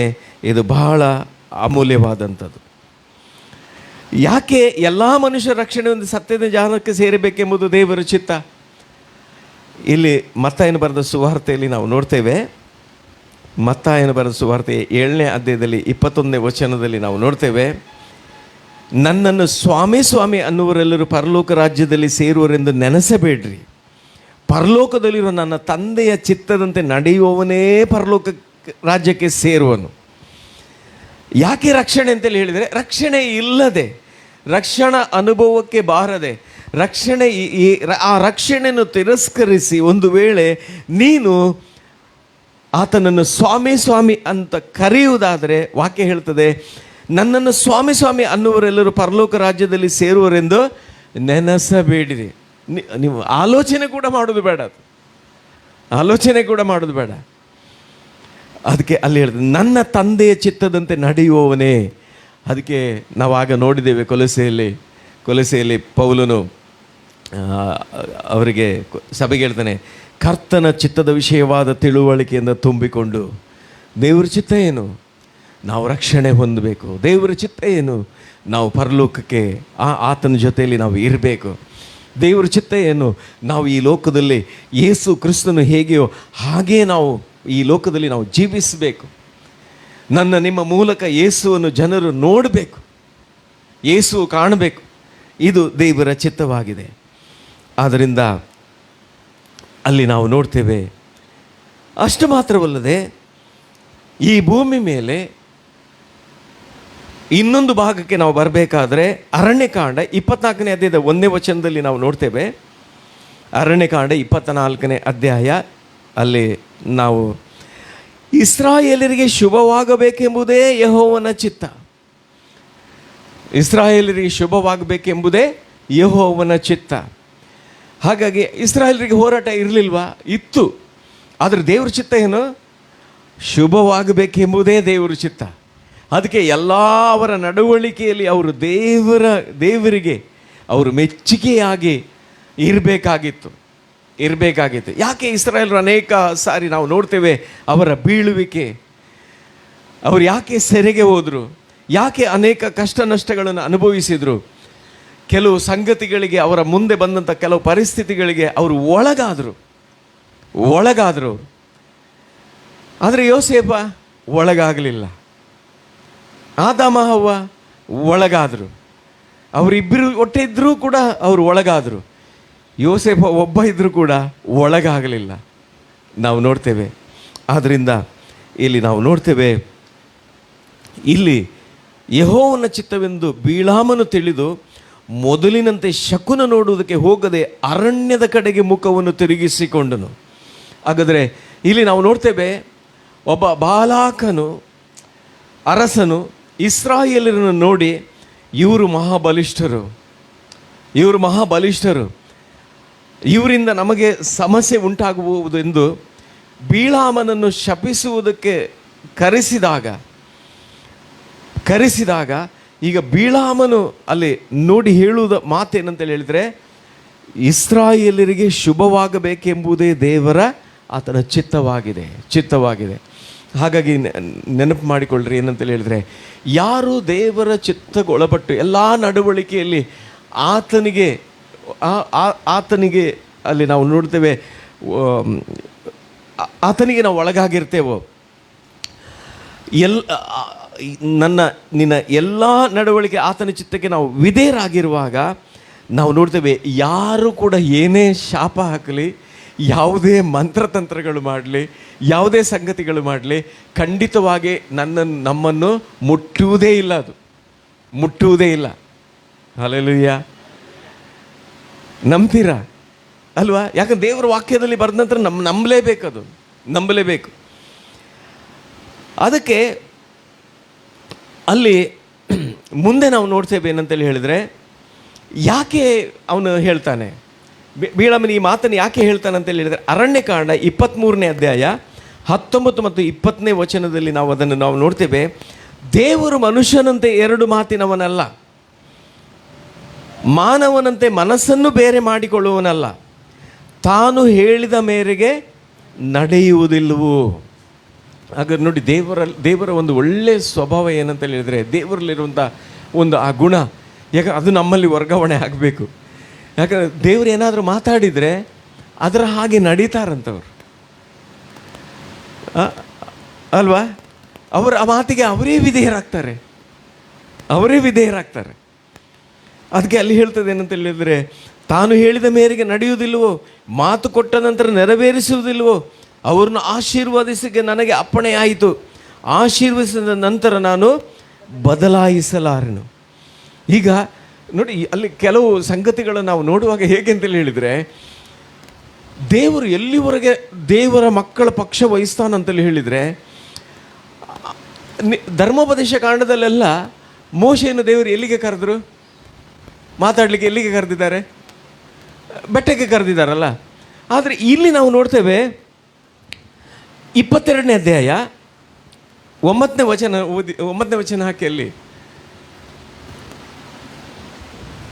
22ನೇ ಅಧ್ಯಾಯ 9ನೇ ವಚನ ಅಲ್ಲಿ ಹೇಳ್ತದೆ, ದೇವರು ಬೀಳಾಮನ ಬಳಿಗೆ ಬಂದು ನಿನ್ನ ಬಳಿಯಲ್ಲಿರುವ ಆ ಮನುಷ್ಯರು ಯಾರೆಂದು ಕೇಳಲು. ಈಗ ಬೀಳಾಮನ ಮನೆಗೆ ಬೀಳಾಮನನ್ನು ಕರ್ಕೊಂಡು ಹೋಗಲಿಕ್ಕೆ ಆ ದೇಶದಿಂದ ಬಾಲಾಕನು ಕರೆಸಿದಂಥ ಎಲ್ಲ ಅವರು ಅಧಿಕಾರಿಗಳು ಬಂದಿದ್ದಾರೆ. ಬಂದಾಗ ದೇವರು ಬೀಳಾಮನ ಬಳಿಗೆ ಬಂದು ಅಲ್ಲಿ ಕೇಳ್ತಾರೆ, ನಿನ್ನ ಬಳಿಯಲ್ಲಿರುವ ಆ ಮನುಷ್ಯರು ಯಾರು? ದೇವರು ಎಲ್ಲಿಗೆ ಬಂದಿದ್ದಾರೆ ಅಂತೇಳಿ ಹೇಳಿದರೆ ಬೀಳಾಮನ ಬಳಿಗೆ ಬಂದಿದ್ದಾರೆ. ಇಲ್ಲಿ ಇನ್ನೊಂದು ವಚನ ನಾವು ನೋಡುವ, 20ನೇ ವಚನದಲ್ಲಿ ನಾವು ನೋಡ್ತೇವೆ. 20ನೇ ವಚನದಲ್ಲಿ 22-20 22 ಅಲ್ಲಿ 20. ಆ ರಾತ್ರಿ ಬೀಳಾಮನ ಬಳಿಗೆ ಬಂದು ಆ ಮನುಷ್ಯರು ನಿನ್ನನ್ನು ಕರೆಯುವುದಕ್ಕೆ ಬರುವುದರಿಂದ ಎದ್ದು ಅವರ ಜೊತೆಯಲ್ಲಿ ಹೋಗು. ನೋಡಿ, ಆ ರಾತ್ರಿಯಲ್ಲಿ ದೇವರು ಬೀಳಾಮನ ಬಳಿಗೆ ಬಂದು ಅಂತೇಳಿ ಹೇಳಿ ಅಲ್ಲಿ ಬರೆಯಲ್ಪಟ್ಟಿದೆ. ಬೀಳಾಮನನ್ನು ಬರಲಿಕ್ಕೆ ದೇವರು ಅಲ್ಲಿ ಕರೀಲಿಲ್ಲ, ದೇವರೇ ಅಲ್ಲಿಗೆ ಬಂದಿದ್ದಾರಂತೆ. ಹಾಗಾದರೆ ಇಸ್ರಾಯೇಲರ ಮೇಲೆ ದೇವರಿಗೊಂದು ಎಷ್ಟು ಆ ಒಂದು ನಾವು ನೋಡ್ತೇವೆ, ದೇವರು ಅಬ್ರಾಮ್, ಈಸಾಕ್, ಯಾಕೋಬರಿಗೆ ಕೊಟ್ಟಂಥ ಮಾತಿರ್ಬೋದು, ಅವರಿಗೆ ಮಾಡಿದ ವಾಗ್ದಾನಗಳಿರ್ಬೋದು, ಇದರ ಮೇಲೆ ದೇವರು ಎಷ್ಟು ನಂಬಿಗಸ್ತನಾಗಿದ್ದ ಎಂಬುದಾಗಿ ನಾವು ನೋಡ್ತೇವೆ. ಇನ್ನೊಂದು ವಚನ ನಾವು ಓದುವ 23ನೇ ಅಧ್ಯಾಯ, ಅರಣ್ಯಕಾಂಡ 23ನೇ ಅಧ್ಯಾಯ 4 ಮತ್ತು 5ನೇ ವಚನ.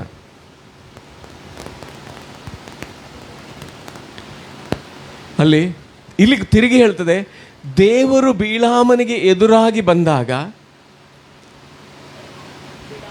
ಆತನಿಗೆ, ನಾನು ಆ 7 ಯಜ್ಞ ಪೀಠಗಳನ್ನು ಕಟ್ಟಿಸಿ ಒಂದೊಂದು ಪೀಠದಲ್ಲಿ ಒಂದೊಂದು ಹೋರಿಯನ್ನು ಒಂದೊಂದು ಟಗರನ್ನು ಸರ್ವಾಂಗ ಹೋಮವಾಗಿ ಸಮರ್ಪಿಸಿದ್ದೇನೆ. ಈಗ ಇಲ್ಲಿ ಕೂಡ ನಾವು ನೋಡ್ತೇವೆ, ದೇವರು ಬೀಳಾಮನಿಗೆ ಎದುರಾಗಿ ಬರುವುದನ್ನು ನಾವು ನೋಡ್ತೇವೆ. ಇನ್ನೊಂದು 4 ಮತ್ತು 5ನೇ ವಾಕ್ಯದಲ್ಲಿ ನಾವು ನೋಡ್ತೇವೆ.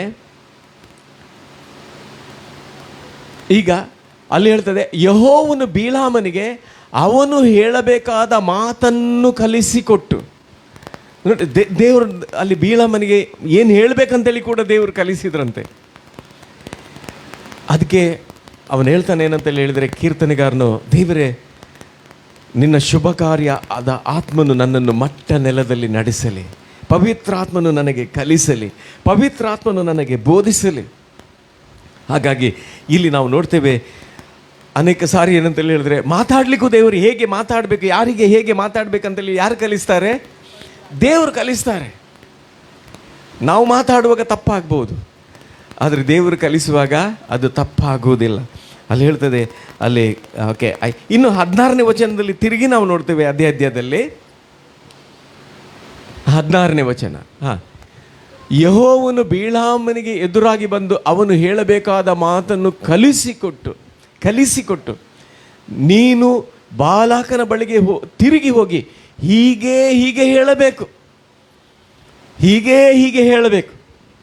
ಆದ್ದರಿಂದ ಅನೇಕ ಸಾರಿ ಇದನ್ನು ಕೂಡ ನಾವು ಕೇಳಬೇಕು ದೇವರ ಹತ್ರ. ಏನಂತೇಳಿ ಹೇಳಿದರೆ, ದೇವರೇ ನಾನು ಅಂದರೆ ಇಲ್ಲಿ ಅವನು ಹೇಳ್ತಾನೆ ಹೀಗೆ ಹೇಳಬೇಕು. ಹಾಗಾಗಿ ನಾನು ಇದನ್ನು ದೇವರ ಹತ್ರ ನಾವು ಕೇಳುವಾಗ ದೇವರು ನಮಗೆ ಹೇಗೆ ಮಾತಾಡಬೇಕು, ಯಾವುದನ್ನು ಹೇಗೆ ಹೇಳಬೇಕೆಂಬುದಾಗಿ ದೇವರು ಅದನ್ನು ಕಲಿಸ್ತಾನೆ.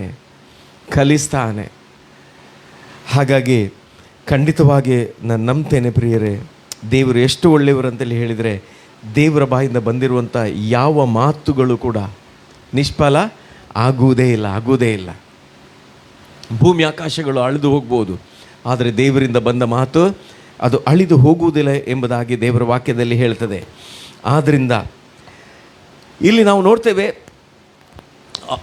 ಇಸ್ರಾಯೇಲರಿಗೆ ಶಾಪ ಹಾಕಬೇಕು. ಅವರು ಅನೇಕರು ಅನೇಕ ರೀತಿಯಲ್ಲಿ ಮಾತಾಡಿದರು, ಅದಕ್ಕೆ ಪೇತ್ರ ಏನು ಹೇಳ್ತಾನಂತೇಳಿ ಹೇಳಿದರೆ, ಪೇತ್ರನ ಪುಸ್ತಕದಲ್ಲಿ ನಾವು ನೋಡುವ 1 ಪೇತ್ರ 2:25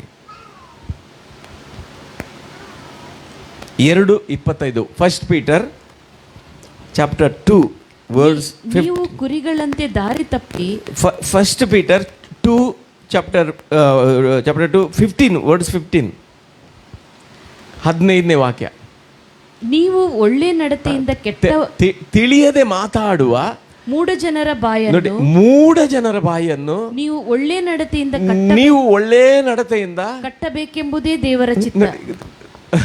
ಅಲ್ಲಿ ಹೇಳ್ತದೆ, ತಿಳಿಯದೆ ಮಾತಾಡುವ ಮೂಢ ಜನರ ಬಾಯನ್ನು ನೀವು ಒಳ್ಳೆ ನಡತೆಯಿಂದ ಕಟ್ಟಬೇಕೆಂಬುದೇ ದೇವರ ಚಿತ್ತ ಅಂತೆ. ಇವತ್ತು ನೀವು ನೋಡಿ, ಈಗ ಸೋಷಿಯಲ್ ಮೀಡಿಯಾ ಅದು ಇದೆಲ್ಲ ಬಂದು ಎಷ್ಟು ಜನ ಮಾತಾಡ್ತಾ ಇದ್ದಾರೆ ಸೇವಕರಿಗೆ ವಿರುದ್ಧವಾಗಿ, ಸೇವೆಗೆ ವಿರುದ್ಧವಾಗಿ, ಹೌದಲ್ಲ, ಮಾತಾಡ್ತಾರಲ್ಲ. ಹಾಗಾಗಿ ವಾಕ್ಯ ಹೇಳ್ತದೆ, ತಿಳಿಯದೆ ಮಾತಾಡುವ ಮೂಢ ಜನರ ಬಾಯಿಯನ್ನು ನೀವು ಒಳ್ಳೆ ನಡತೆಯಿಂದ ಕಟ್ಟಬೇಕೆಂಬುದೇ ದೇವರ ಚಿತ್ತ ಅಂತ. ಅವರ ಬಾಯಿ ಕಟ್ಟಲ್ಪಡೋದು ಯಾವಾಗ? ದೇವರ ಚಿತ್ತಕ್ಕೆ ನಾವು ಒಳಪಟ್ಟು ಅಲ್ವಾ, ಅಲ್ವಾ, ಅಲ್ಲಿ ನಾವು ಆತನೇ ನಮ್ಮ ಮಾರ್ಗವನ್ನು ಆತನು ಸರಗ ಮಾಡ್ತಾನೆ. ಅವರ ಬಾಯಿಯನ್ನು, ಮೂಢ ಜನರ ಬಾಯಿಯನ್ನು ಕಟ್ಟುವುದೇ ನಮ್ಮ ಒಳ್ಳೆ ನಡತೆ ಎಂಬುದಾಗಿ ಬೈಬಲ್ ಹೇಳ್ತದೆ. ಹಾಗಾಗಿ ಒಂದು ವೇಳೆ ಇವತ್ತು ನಿಮ್ಮ ಬಗ್ಗೆ, ಇಲ್ಲಿ ಬಂದು ಕೂತವರ ಬಗ್ಗೆ ಅನೇಕರು ಮಾತಾಡ್ಬೋದು, ನೀವು ನೆನೆಸ್ಬೋದು. ಆದರೆ ಅವರ ಬಾಯಿ ಕಟ್ಟಲ್ಪಡೋದು ಯಾವಾಗ ಗೊತ್ತಾ? ನಿಮ್ಮ ನಡತೆಯಿಂದಲೇ ಅವರ ಬಾಯಿ ಕಟ್ಟಲ್ಪಡ್ತದೆ. ನಿಮ್ಮ ನಡತೆಯೇ ಅವರ ಬಾಯಿಯನ್ನು ಕಟ್ಟುತ್ತದೆ. ದಾನಿಯೇಲನ ಜೀವಿತ ಸಿಂಹದ ಬಾಯಿಯನ್ನು ಕಟ್ಟಿ ಹಾಕಿದೆ. ದಾನಿಯೇಲನ ಜೀವಿತ, ಹೌದಲ್ಲ? ಹಾಗಾಗಿ ನಾನು ಹೇಳ್ತೇನೆ ಪ್ರಿಯರೇ, ಜಾನೋಕ್ತಿಯಲ್ಲಿ 3ನೇ ಅಧ್ಯಾಯದಲ್ಲಿ ನಾವು ಆಗ ಓದಿದ ಹಾಗೆ ನಮ್ಮ ಎಲ್ಲ ನಡವಳಿಕೆಯಲ್ಲಿ ದೇವರ ಚಿತ್ತಕ್ಕೆ ನಾವು ವಿಧೇಯರಾಗುವಾಗ ಯಾವುದು ಕಟ್ಟಿ ಹಾಕಲ್ಪಡಬೇಕೋ ಅದು ಕಟ್ಟಿ ಹಾಕಲ್ಪಡ್ತದೆ, ಯಾವುದು ಬಿಚ್ಚಲ್ಪಡಬೇಕೋ ಅದು ಬಿಚ್ಚಲ್ಪಡ್ತದೆ.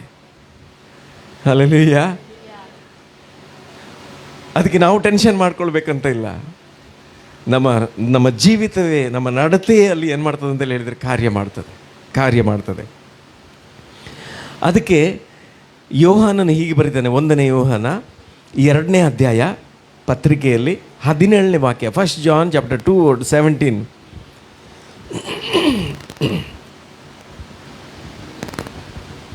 ಲೋಕವು ಅದರ ಆಶೆಯು ಗತಿಸಿ ಹೋಗುತ್ತದೆ, ಆದರೆ ದೇವರ ಚಿತ್ತವನ್ನು ನೆರವೇರಿಸುವವನು ಎಂದೆಂದಿಗೂ ಇರುವನು. ಆತನು ಈ ಲೋಕದಲ್ಲಿಯೂ, ಈ ಲೋಕ ಬಿಟ್ಟ ನಂತರ ಎಲ್ಲಿ? ಪರಲೋಕದಲ್ಲಿಯೂ, ನಿತ್ಯತ್ವದಲ್ಲಿಯೂ ಆತನೇ ಇರ್ತಾನೆ. ಅದಕ್ಕೆ ಹೇಳ್ತದೆ, ಲೋಕವು ಅದರ ಆಶೆಯು ಗತಿಸಿ ಹೋಗ್ತದೆ. ಅದಕ್ಕೆ ಯೋಸೇಫನಿಗೆ ಗೊತ್ತಿತ್ತಲ್ಲ, ಅದಕ್ಕೆ ಯೋಸೇಫ ಮಾತಾಡಿದ ಏನಂತ ಹೇಳಿದ್ರೆ, ನನ್ನ ದೇವರಿಗೆ ವಿರುದ್ಧವಾಗಿ ನಾನು ಹೇಗೆ ಈ ದುಷ್ಟ ಕಾರ್ಯ ಮಾಡಲಿ. ಯಾಕಂತೇಳಿ ಹೇಳಿದರೆ ಇದೆಲ್ಲ ಗತಿಸಿ ಹೋಗುವಂಥದ್ದು, ಇದೆಲ್ಲ ನಾಶವಾಗಿ ಹೋಗುವಂಥದ್ದು.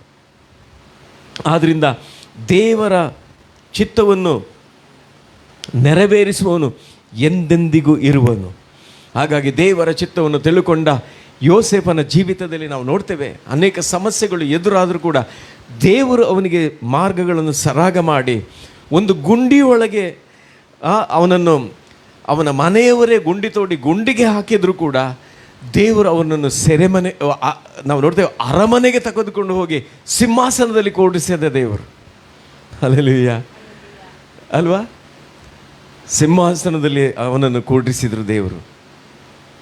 ಆದ್ದರಿಂದ ಇಲ್ಲಿ ನಾವು ನೋಡ್ತೇವೆ, ಇದೆಲ್ಲ ಯೋಸೇಫನು ಬಯಸಿ ಬಂದಿರುವಂಥದ್ದಲ್ಲ ಅಲ್ವಾ. ದೇವರ ಚಿತ್ತಕ್ಕೆ ಅವನು ಒಳಪಟ್ಟಾಗ ನಾವು ನೋಡ್ತೇವೆ, ದೇವರು ಅವನಿಗೆ ತೋರಿಸಿದಂಥ ದರ್ಶನ, ದೇವರು ಅವನ ಮೇಲೆ ಇಟ್ಟಂಥ ಒಂದು ದರ್ಶನ ಅದು ನೆರವೇರಿತು.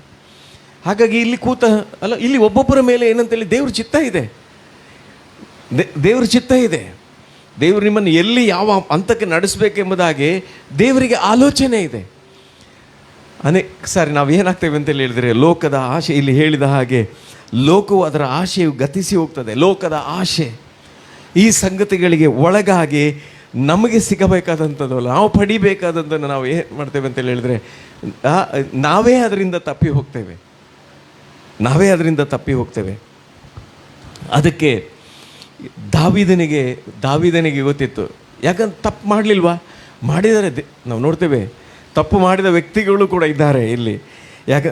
ಕೀರ್ತನೆ 32ನೇ ಅಧ್ಯಾಯ, ಕೀರ್ತನೆ 32ನೇ ಅಧ್ಯಾಯ 3ರಿಂದ 5ನೇ ವಚನ ಹೇಳ್ತದೆ, ನಾನು ನನ್ನ ಪಾಪವನ್ನು ಅರಿಕೆ ಮಾಡದೇ ಇದ್ದಾಗ. ಅಲ್ಲಿ ಹೇಳ್ತದೆ ಅಲ್ಲಿ ನಾವು ಕೀರ್ತನೆಗಾರನ ಹೇಳ್ತೇನೆ, ನಾನು ನನ್ನ ಪಾಪವನ್ನು ಅರಿಕೆ ಮಾಡದೇ ಇದ್ದಾಗ ದಿನವೆಲ್ಲ ನರಳುವುದರಿಂದ ನನ್ನ ಎಲುಬುಗಳು ಸವೆದು ಹೋಗುತ್ತಿದ್ದವು. ಹಗಲಿರುಳು ನಿನ್ನ ಶಿಕ್ಷಾಹಸ್ತವು ನನ್ನ ಮೇಲೆ ಭಾರವಾಗಿತ್ತು. ಬೇಸಿಗೆಯ ನೀರಿನಂತೆ ನನ್ನ ಶರೀರದ ಸಾರವೆಲ್ಲ ಬತ್ತಿ ಹೋಯಿತು. ಹೀಗಿರುವಲ್ಲಿ ಯೆಹೋವನ ಸನ್ನಿಧಿಯಲ್ಲಿ ನನ್ನ ದ್ರೋಹವನ್ನು ಒಪ್ಪಿಕೊಳ್ಳುವೆನು ಅಂದುಕೊಂಡು ನನ್ನ ಪಾಪವನ್ನು ಮರೆ ಮಾಡದೆ ನಿನಗೆ ನನ್ನ ದೋಷವನ್ನು ತಿಳಿಸಿದೆನು. ನೀನು ನನ್ನ ಅಪರಾಧ ಪಾಪಗಳನ್ನು ಪರಿಹರಿಸಿಬಿಟ್ಟಿ. ಹಾಗಾದ್ರೆ ಇಲ್ಲಿ ನಾವು ನೋಡ್ತೇವೆ, ಇಲ್ಲಿ ಒಂದು ನಾನು ಕಲ್ತ್ಕೊಂಡೆ ಏನಾಗುತ್ತಾ, ಮನುಷ್ಯರು ಸಮಸ್ಯೆ ಬಂದ ನಂತರ ಪರಿಹಾರ ಹುಡುಕ್ತಾರೆ, ಆದರೆ ದೇವರು ಸಮಸ್ಯೆ ಬರುವ ಮೊದಲೇ ಪರಿಹಾರ ಇಟ್ಟಿದ್ದಾರೆ. ಹಲ್ಲೆಲೂಯಾ. ಮನುಷ್ಯರೆಲ್ಲ ಹೇಗೆ ಅಂತೇಳಿ ಸಮಸ್ಯೆ ಬಂದ ನಂತರ ಪರಿಹಾರ ಹುಡುಕ್ತಾರೆ. ಇದು ಒಂದು ವೇಳೆ ಇದನ್ನು ಇಟ್ಕೊಂಡು ಅವನು ಹಾಸ್ಪಿಟ್ಲಿಗೆ ಹೋದರೆ ಸ್ಕ್ಯಾನಿಂಗ್ ಮಾಡಿಸಿದರೆ ಸಿಕ್ತಿತ್ತ ಅವನಿಗೆ ಪರಿಹಾರ? ಇದರಲ್ಲಿ ಸಿಕ್ತಿತ್ತಾ? ಸಿಕ್ಕುವುದಿಲ್ಲ ಅಲ್ಲ. ಅವನಿಗೆ ಗೊತ್ತಾಯ್ತು ಏನಂತೇಳಿ ಹೇಳಿದ್ರೆ, ಅವನು ಪ್ರಾರ್ಥನೆಯ ಮೂಲಕ ಅವನಿಗೆ ಗೊತ್ತಾಯ್ತು ಏನಂತೇಳಿ ಹೇಳಿದ್ರೆ, ದೇವರ ವಾಕ್ಯದ ಮೂಲಕ ಅವನಿಗೆ ಗೊತ್ತಾಯ್ತು ಏನಂತೇಳಿ ಹೇಳಿದ್ರೆ, ದೇವರ ಚಿತ್ತಕ್ಕೆ ನಾನು ವಿರುದ್ಧವಾಗಿದ್ದೇನೆ, ನಾನು ಮಾಡಬಾರದ ಸಂಗತಿಗಳನ್ನು ನಾನು ಮಾಡಿರುವುದರಿಂದ ಈ ಒಂದು ಪರಿಸ್ಥಿತಿ ನನ್ನ ಶರೀರದಲ್ಲಿ ಬಂದಿದೆ. ಈಗ ಅವನು ಏನು ಮಾಡ್ತಾನಂತೇಳಿ ಹೇಳಿದರೆ, ಅವನು ಹೇಳ್ತಾನೆ, ನಾನು ಒಪ್ಪಿಕೊಳ್ಳುವೆನು. ಒಂದು ವೇಳೆ ಬೈಬಲ್ ಹೇಳ್ತದೆ, ನಿಮ್ಮಲ್ಲಿ ಪಾಪ ಮಾಡಲಿಲ್ಲ ಅಂತೇಳಿ ಯಾರಾದರೂ ಹೇಳಿದರೆ ಅವರಷ್ಟು ದೊಡ್ಡ ಸುಳ್ಳುಗಾರರು ಯಾರೂ ಇಲ್ಲ ಅಂತೇಳಿ ಹೇಳ್ತದೆ ಅಲ್ಲ. ಸುಳ್ಳುಗಾರರು ಯಾರೂ ಇಲ್ಲ ಅಂತೇಳಿ ಹೇಳ್ತದೆ. ಅದಕ್ಕೆ ಬೈಬಲ್ ಹೇಳಿ ನಾವು ನೋಡ್ತೇವೆ ಏನಂತೇಳಿ ಹೇಳಿದರೆ, ಅದಕ್ಕೆ 1 ಯೋಹಾನ 1:9 ಹೇಳ್ತದೆ. 1 ಯೋಹಾನ 1ನೇ ಅಧ್ಯಾಯದಲ್ಲಿ 9ನೇ ವಚನದಲ್ಲಿ ಹೇಳ್ತದೆ. ಇಲ್ಲಿ ಆ ಪರಿಹಾರ ಇಲ್ಲಿ ದೇವರಲ್ಲಿ ಇಟ್ಟಂಥದ್ದನ್ನು ನಾವು ನೋಡ್ತೇವೆ. 1 ಜಾನ್ ಚಾಪ್ಟರ್, ನಮ್ಮ ಪಾಪಗಳನ್ನು ಒಪ್ಪಿಕೊಂಡು ಅರಿಕೆ ಮಾಡಿದರೆ ಆತನು ನಂಬಿಗಸ್ತನು ನೀತಿವಂತನು ಆಗಿರುವುದರಿಂದ ನಮ್ಮ ಪಾಪಗಳನ್ನು ಕ್ಷಮಿಸಿಬಿಟ್ಟು ಸಕಲ ಅನೀತಿಯನ್ನು ಪರಿಹರಿಸಿ ನಮ್ಮನ್ನು ಶುದ್ಧಿ ಮಾಡುವ. ನೋಡಿ, ಅಲ್ಲಿ ಕೀರ್ತನೆಯಲ್ಲಿ 32ನೇ ಕೀರ್ತನೆಯಲ್ಲಿ ನಾವು ನೋಡಿದ ಇದೇ. ಅವನು ಏನು ಮಾಡ್ದ ಅಂತ ಹೇಳಿದ್ರೆ, ದೇವರ ಸಮ್ಮುಖಕ್ಕೆ ಬಂದು ಅವನು ದೇವರ ಮುಂದೆ ಏನು ಮಾಡ್ಕೊಳ್ತಾನೆ, ದೇವರೇ ನಾನು ಏನು ಮಾಡಿದ್ದೇನೆ ಅಂತ ಬಹಿರಂಗವಾಗಿ ದೇವರ ಮುಂದೆ ಒಪ್ಪಿಕೊಳ್ಳುವುದರ ಮೂಲಕ ಅದನ್ನು ಎತ್ತನೆ ಹೇಳ್ತಾನೆ ಅಂತ ಹೇಳಿದ್ರೆ, ಅವನಿಗೆ ಹೀಲಿಂಗ್ ಸಿಕ್ಕಿತು, ಅವನಿಗೆ ಸ್ವಸ್ಥತೆ ಸಿಕ್ಕಿತು. ಶಾರೀರಿಕವಾಗಿಯೂ ಅವನು ಬಾಧೆ ಪಡ್ತಾ ಇದ್ದ, ಮಾನಸಿಕವಾಗಿ ಬಾಧೆ ಪಡ್ತಾ ಇದ್ದ. ನೀವು ಓದಿ, ಅವನಿಗೆ ಆರಾಧನೆ ಮಾಡ್ಲಿಕ್ಕೆ ಆಗ್ತಿರ್ಲಿಲ್ಲ ಅಂತ, ಅವನಿಗೆ ಸ್ವರ ಬರ್ತಾ ಇರಲಿಲ್ಲಂತೆ ಅಲ್ಲ. ಪವಿತ್ರಾತ್ಮನೇ ಅವನನ್ನು ಬಿಟ್ಟು ಹೋದಂಥ ಒಂದು ಅನುಭವ, ಇಂಥ ಒಂದು ಸಂಗತಿಯಲ್ಲಿ ಅವನು ಹೋಗ್ತಾ ಇದ್ದ. ಆದರೆ ಯಾವಾಗ ಅವನು ತಿರುಗಿ ಬಂದು ದೇವರ ಸಮ್ಮುಖದಲ್ಲಿ ಒಪ್ಪಿಸಿಕೊಡ್ತಾನೋ, ಅಲ್ಲಿ ಹೇಳ್ತದೆ, ಅವನು ಹೇಳ್ತಾನೆ, ನನ್ನ ಪಾಪಗಳು ನನ್ನ ದೋಷವನ್ನು ತಿಳಿಸಿದಾಗ ನೀನು ನನ್ನ ಅಪರಾಧಗಳನ್ನು ಕ್ಷಮಿಸಿಬಿಟ್ಟು. ಆದ್ದರಿಂದ ಇವತ್ತು ನಾವು ಕರ್ತನ ಭೋಜನಕ್ಕೆ ಬರಲಿಕ್ಕಿದ್ದೇವಲ್ಲ, ಕರ್ತನ ಭೋಜನಕ್ಕೆ ಬರಲಿಕ್ಕಿದ್ದೇವೆ. ಯಾಕಂದರೆ ಆತನ ಮೇಜಿನ ಬಳಿಗೆ ಬರುವಾಗ ನಾವು ಒಪ್ಪಿಸಿ ಕೊಡಬೇಕೆಂಬುದಾಗಿ ನಾವು ನೋಡ್ತೇವೆ. ಇನ್ನು ಆ ಮುಂದೆ ಬಂದ ಅವನೇ ತಿರುಗಿ ಹೀಗೆ ಹೇಳ್ತಾನೆ. ಕೀರ್ತನೆ 40ರಲ್ಲಿ 8ನೇ ವಚನದಲ್ಲಿ ನಾವು ನೋಡ್ತೇವೆ. ಕೀರ್ತನೆ 40 8ನೇ ವಚನದಲ್ಲಿ, 40ನೇ ಕೀರ್ತನೆ 8ನೇ ವಚನ, ನನ್ನ ದೇವರೇ ನಿನ್ನ ಚಿತ್ತವನ್ನು ಅನುಸರಿಸುವುದೇ ಸಂತೋಷ. ನೋಡಿ, ಹಾಗಾದ್ರೆ ಇಲ್ಲಿ ನಾವು ನೋಡ್ತೇವೆ, ದೇವರ ಚಿತ್ತವನ್ನು ಅನುಸರಿಸುವುದು ದೇವರಿಗೂ ಸಂತೋಷ, ಮತ್ತೆ ಯಾರಿಗೂ ಸಂತೋಷ? ಅವನು ಹೇಳ್ತಾನೆ, ನನಗೂ ಸಂತೋಷ ದೇವರೇ. ಹಾಗಾದ್ರೆ ಇವತ್ತು ಯಾರಾದರೂ ಸಂತೋಷ ಇಲ್ಲ ಅಂತೇಳಿ ಹೇಳುವುದಾದರೆ ದೇವರ ಚಿತ್ತವನ್ನು ಅನುಸರಿಸುವುದಕ್ಕೆ ಅಲ್ವಾ ಪ್ರಾರಂಭ ಮಾಡಬೇಕು. ದೇವರ ಚಿತ್ತವನ್ನು ಅದಕ್ಕೆ ಹೇಳ್ತದೆ, ನನ್ನ ದೇವರೇ ನಿನ್ನ ಚಿತ್ತವನ್ನು ಅನುಸರಿಸುವುದೇ ನನ್ನ ಸಂತೋಷ. ಅದಕ್ಕೆ ದೇವರ ಚಿತ್ತವನ್ನು ನೀವು ತಿಳುಕೊಂಡು ಆತನಿಗೆ ಯೋಗ್ಯರಾಗಿ ನಡೆದು ಎಲ್ಲ ವಿಷಯದಲ್ಲಿ ಆತನನ್ನು ಸಂತೋಷಪಡಿಸಬೇಕು. ಇಲ್ಲಿ ಹೇಳ್ತದೆ, ಇವನು ಹೇಳ್ತಾನೆ, ನಿನ್ನ ಚಿತ್ತವನ್ನು ಅನುಸರಿಸು ನನಗೆ ಸಂತೋಷ. ಹಲ್ಲೆಲೂಯಾ. ಈ ಸಂತೋಷವನ್ನು ಯಾರೂ ತೆಗಿಲಿಕ್ಕಾಗೋದಿಲ್ಲ, ಈ ಸಂತೋಷವನ್ನು ಯಾರೂ ತೆಗಿಲಿಕ್ಕಾಗೋದಿಲ್ಲ. ಅದಕ್ಕೆ ಅವನಿಗೆ ಥೆಸಲೋನಿಕೆಗೆ ಬರುವಾಗ ಪೌಲ ಹೀಗೆ ಹೇಳ್ತಾನೆ, 1 ಥೆಸಲೋನಿಕ 5ನೇ ಅಧ್ಯಾಯ 16ನೇ ವಚನದಲ್ಲಿ ನಾವು ನೋಡ್ತೇವೆ, ಯಾವಾಗಲೂ ಸಂತೋಷಿಸಿರಿ, ಯಾವಾಗಲೂ ಸಂತೋಷಿಸಿ, ಎಡೆಬಿಡದೆ ಪ್ರಾರ್ಥನೆ ಮಾಡಿರಿ, ಎಲ್ಲದರಲ್ಲಿಯೂ ಕೃತಜ್ಞತೆ ಮಾಡಿರಿ. ಇದೇ ನಿಮ್ಮ ವಿಷಯವಾಗಿ ಕ್ರಿಸ್ತ ಯೇಸುವಿನಲ್ಲಿ ತೋರಿ ಬಂದ ದೇವರ ಚಿತ್ತ. ಹಾಗಾದ್ರೆ ಇದನ್ನು ಮಾಡುವಾಗ ಅವನು ಹೇಳ್ತಾನೆ, ನನ್ನ ದೇವರೇ ನಿನ್ನ ಚಿತ್ತವನ್ನು ಅನುಸರಿಸುವುದೇ ನನಗೆ ಸಂತೋಷ. ಕೀರ್ತನೆಯಲ್ಲಿ ನಾವು ನೋಡ್ತೇವೆ. ಹಾಗಾದ್ರೆ ಏನದು? ಯಾವಾಗಲೂ ಸಂತೋಷ. ಅದು ಒಂದೇನಂತೇಳಿ ಹೇಳಿದ್ರೆ, ಒಂದು ಪ್ರೇಯರ್ ಲೈಫನ್ನು ನಾವು ನೋಡ್ತೇವೆ, ಮತ್ತು ಎಲ್ಲ ವಿಷಯಕ್ಕಾಗಿ ಥ್ಯಾಂಕ್ಸ್ ಗಿವಿಂಗನ್ನು ನಾವು ನೋಡ್ತೇವೆ. ಇದು ನಿಮ್ಮ ವಿಷಯವಾಗಿ ಕ್ರಿಸ್ತ ಯೇಸುವಿನಲ್ಲಿ ಬಂದಿರುವ ತೋರಿ ಬಂದ ದೇವರ ಚಿತ್ತ ಅಂತ, ದೇವರ ಚಿತ್ತ. ಹಾಗಾಗಿ ಸತ್ಯವೇದದಲ್ಲಿ ನಾವು ನೋಡ್ತೇವೆ, ಅನೇಕ ಭಕ್ತರು ಈ ಚಿತ್ತವನ್ನು ತಿಳ್ಕೊಂಡು ಅವ್ರು ಏನು ಮಾಡಿದ್ರು, ಆ ಚಿತ್ತದಂತೆ ಅವರು ನಡೆದು ದೇವರು ಅವ್ರನ್ನ ಹೇಗೆ ನಡೆಸಿದರು ಎಂಬುದಾಗಿ ನಮಗೆ ಅಲ್ಲಿ ದೇವರ ವಾಕ್ಯದಲ್ಲಿ ನಾವು ನೋಡ್ತೇವೆ. ಹಾಗಾಗಿ ಇದೆಲ್ಲ ಬರೆಯಲ್ಪಟ್ಟಂಥ ವಚನಗಳು ಯಾಕಂತೇಳಿ ಹೇಳಿದರೆ, ನಾವು ಕೂಡ ಅದನ್ನು ಅನುಸರಿಸುವವರು ಆಗಬೇಕೆಂಬುದಾಗಿ. ಆದ್ದರಿಂದ ಇಲ್ಲಿ ನಾವು ನೋಡ್ತೇವೆ. ಓಕೆ, ಈಗ 1 ಪೇತ್ರ 4ನೇ ಅಧ್ಯಾಯದ 19ನೇ ವಚನದಲ್ಲಿ ನಾವು ನೋಡ್ತೇವೆ, 1 ಪೇತ್ರ 4ನೇ ಅಧ್ಯಾಯದ 19ನೇ ವಚನದಲ್ಲಿ, ಹೀಗಿರಲಾಗಿ ದೇವರ ಚಿತ್ತಾನುಸಾರ, ನೋಡಿ, ದೇವರ ಚಿತ್ತಾನುಸಾರ ಬಾಧೆ ಪಡುವವರು ಒಳ್ಳೆಯದನ್ನು ಮಾಡುವವರಾಗಿದ್ದು ತಮ್ಮ ಆತ್ಮಗಳನ್ನು ನಂಬಿಗಸ್ತನಾದ ಸೃಷ್ಟಿಕರ್ತನಿಗೆ ಒಪ್ಪಿಸಲಿ. ಹೀಗಿರಲಾಗಿ ದೇವರ ಚಿತ್ತಾನುಸಾರವಾಗಿ ಬಾಧೆ ಪಡುವವರು ಒಳ್ಳೆಯದನ್ನು ಮಾಡುವವರಾಗಿ. ಹಾಗಾದರೆ ಇಲ್ಲಿ ನಾವು ನೋಡ್ತೇವೆ, ಹಾಗಾದರೆ ಬಾಧೆ ಈಗ ದೇವರ ಚಿತ್ತಾನುಸಾರವಾಗಿ ಇದು ಹೇಳುವಂಥದ್ದು. ಈಗ ಅಲ್ಲಿ ಅವನು ಪ್ರಾರ್ಥಿಸಿದ ಅದು ದೇವರ ಚಿತ್ತಾನುಸಾರಕ್ಕೆ ಬಂದ ಬಾಧೆ ಅಲ್ಲ, ಅವನು ತಪ್ಪಿ ಹೋಗಿ ಪಾಪ ಮಾಡಿದ್ರಿಂದ ಬಂದಂಥ ಬಾಧೆ. ಹಾಗಾದರೆ ಇಲ್ಲಿ ನಾವು ನೋಡ್ತೇವೆ ಏನಂತೇಳಿ ಹೇಳಿದ್ರೆ, ಅನೇಕರು ಏನಂತೇಳಿ ಹೇಳಿದ್ರೆ, ಯೇಸುವನ್ನು ಇವತ್ತು ಸ್ವಂತ ರಕ್ಷಕನಾಗಿ ನಂಬಿ ನಿಮ್ಮನ್ನು ನೀವು ಪ್ರತ್ಯೇಕಿಸಿಕೊಂಡಾಗ ಅನೇಕರ ಮೂಲಕ ನಿಮ್ಮ ಮಾನಸಿಕವಾಗಿ ಬಾಧಿಸ್ಬೋದು. ಕೆಲವರು ಅಲ್ವಾ, ಮಾನಸಿಕವಾಗಿ ಬಾಧಿಸಬಹುದು.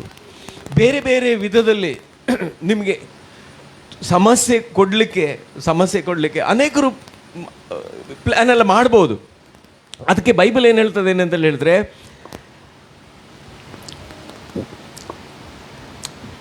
ಹೀಗಿರಲಾಗಿ ದೇವರ ಚಿತ್ತಾನುಸಾರ ಬಾಧೆ ಪಡುವವರು ಒಳ್ಳೆಯದನ್ನು ಮಾಡುವವರಾಗಿದ್ದು ತಮ್ಮ ಆತ್ಮಗಳು ನಂಬಿಗಸ್ತನಾದ ಸೃಷ್ಟಿಕರ್ತನಿಗೆ ಒಪ್ಪಿಸಲಿ. ಅದಕ್ಕೆ ಮತ್ತಾಯನ ಬರೆಸುವ ವಾರ್ತೆಯಲ್ಲಿ ನಾವು ನೋಡ್ತೇವೆ, ಯೇಸು ಮಾತಾಡುವಾಗ ಹೀಗೆ ಹೇಳ್ತಾರೆ ಅಂದರೆ, ಶರೀರವನ್ನು ಕೊಲ್ಲುವವರಿಗೆ ಹೆದರಬೇಡ್ರಿ,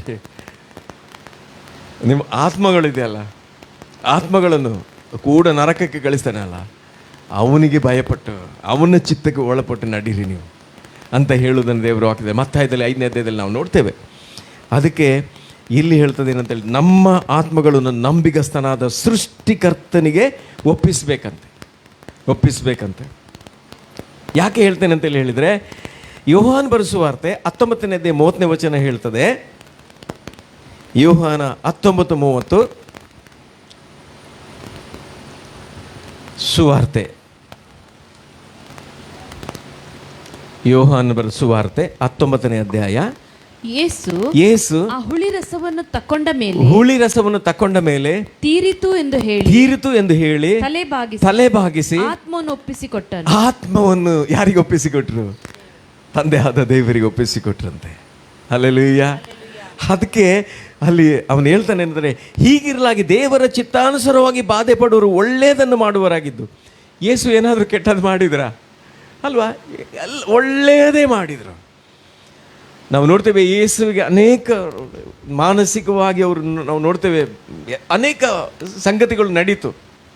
ಎಲ್ಲಿವರೆಗೆ ಹೇಳ್ತಾರೆ ಅಂತೇಳಿ ಹೇಳಿದರೆ, ಹೇಗೆಂದರೆ ಸಾಯುವಷ್ಟು ನನ್ನ ದುಃಖಕ್ಕೆ ಒಳಗಾಗಿದೆ, ಅಲ್ಲಿವರೆಗೆ ನಾವು ನೋಡ್ತೇವೆ ಆ ಪ್ರೆಷರ್ ಇತ್ತು ಯೇಸುವಿಗೆ.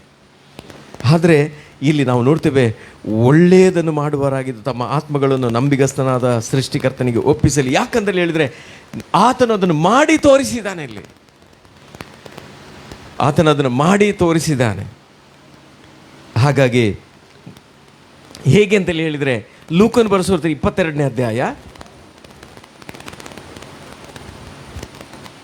ಲೂಕನ ಬರೆಸುವ 22ನೇ ಅಧ್ಯಾಯ 42ನೇ ವಾಕ್ಯ, 42ನೇ ವಾಕ್ಯ.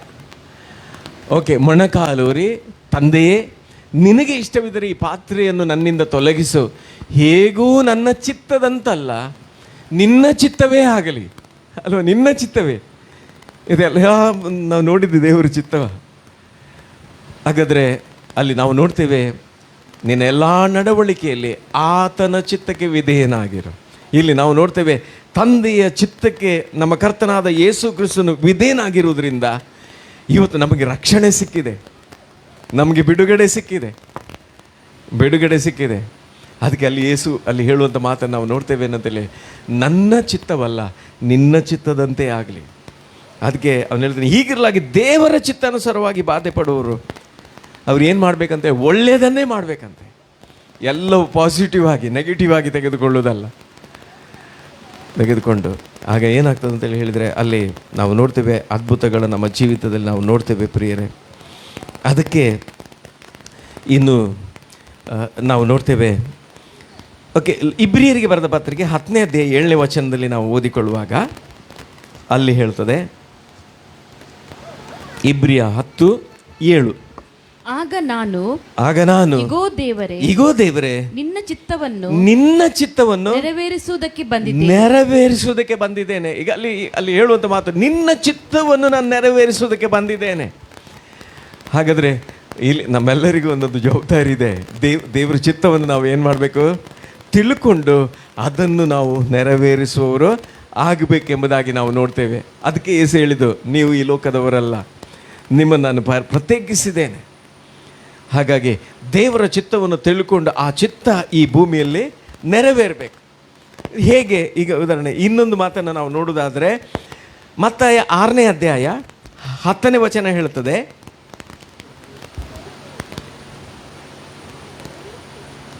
ಮತ್ತಾಯ 6:10, ಪರಲೋಕದಲ್ಲಿರುವ ನಮ್ಮ ತಂದೆಯೇ ನಿನ್ನ ನಾಮವು ಪರಿಶುದ್ಧವೆಂದು ಎಣಿಸಲ್ಪಡಲಿ, ನಿನ್ನ ರಾಜ್ಯವು ಬರಲಿ, ನಿನ್ನ ಚಿತ್ತವು ಪರಲೋಕದಲ್ಲಿ ನೆರವೇರುವ ಪ್ರಕಾರ ಭೂಲೋಕದಲ್ಲಿಯೂ ನೆರವೇರಲಿ. ಹಾಗಾದ್ರೆ ಇಲ್ಲಿ ಒಂದು ಮಾತು ಹೇಳಲಿಕ್ಕೆ ಇಷ್ಟಪಡ್ತೇನೆ, ಏನಂದ್ರೆ ಭೂಲೋಕ ಏನಾಗಬೇಕು? ಈಗ ಪರಲೋಕ ಆಗಬೇಕು. ಭೂಲೋಕವೇ ಪರಲೋಕ ಆಗಬೇಕು. ಈಗ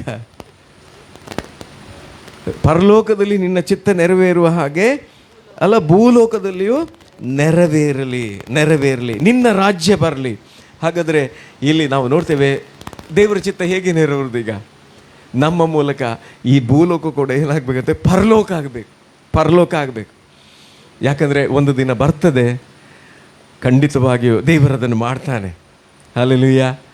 ನಾವು ನೆನೆಸ್ತೇವೆ ಪರಲೋಕ ಅಂತೇಳಿ ಹೇಳಿದ ಕೂಡಲೇ ನಾವೆಲ್ಲ ಅಲ್ಲಿ ಮೇಲೆ ಹೋಗಿ ಬಿಡ್ತೇವೆ ಅಂತೇಳಿ ಅಲ್ಲ, ದೇವರು ಪರಲೋಕವನ್ನು ಇಲ್ಲಿಗೆ ತರ್ತಾರೆ.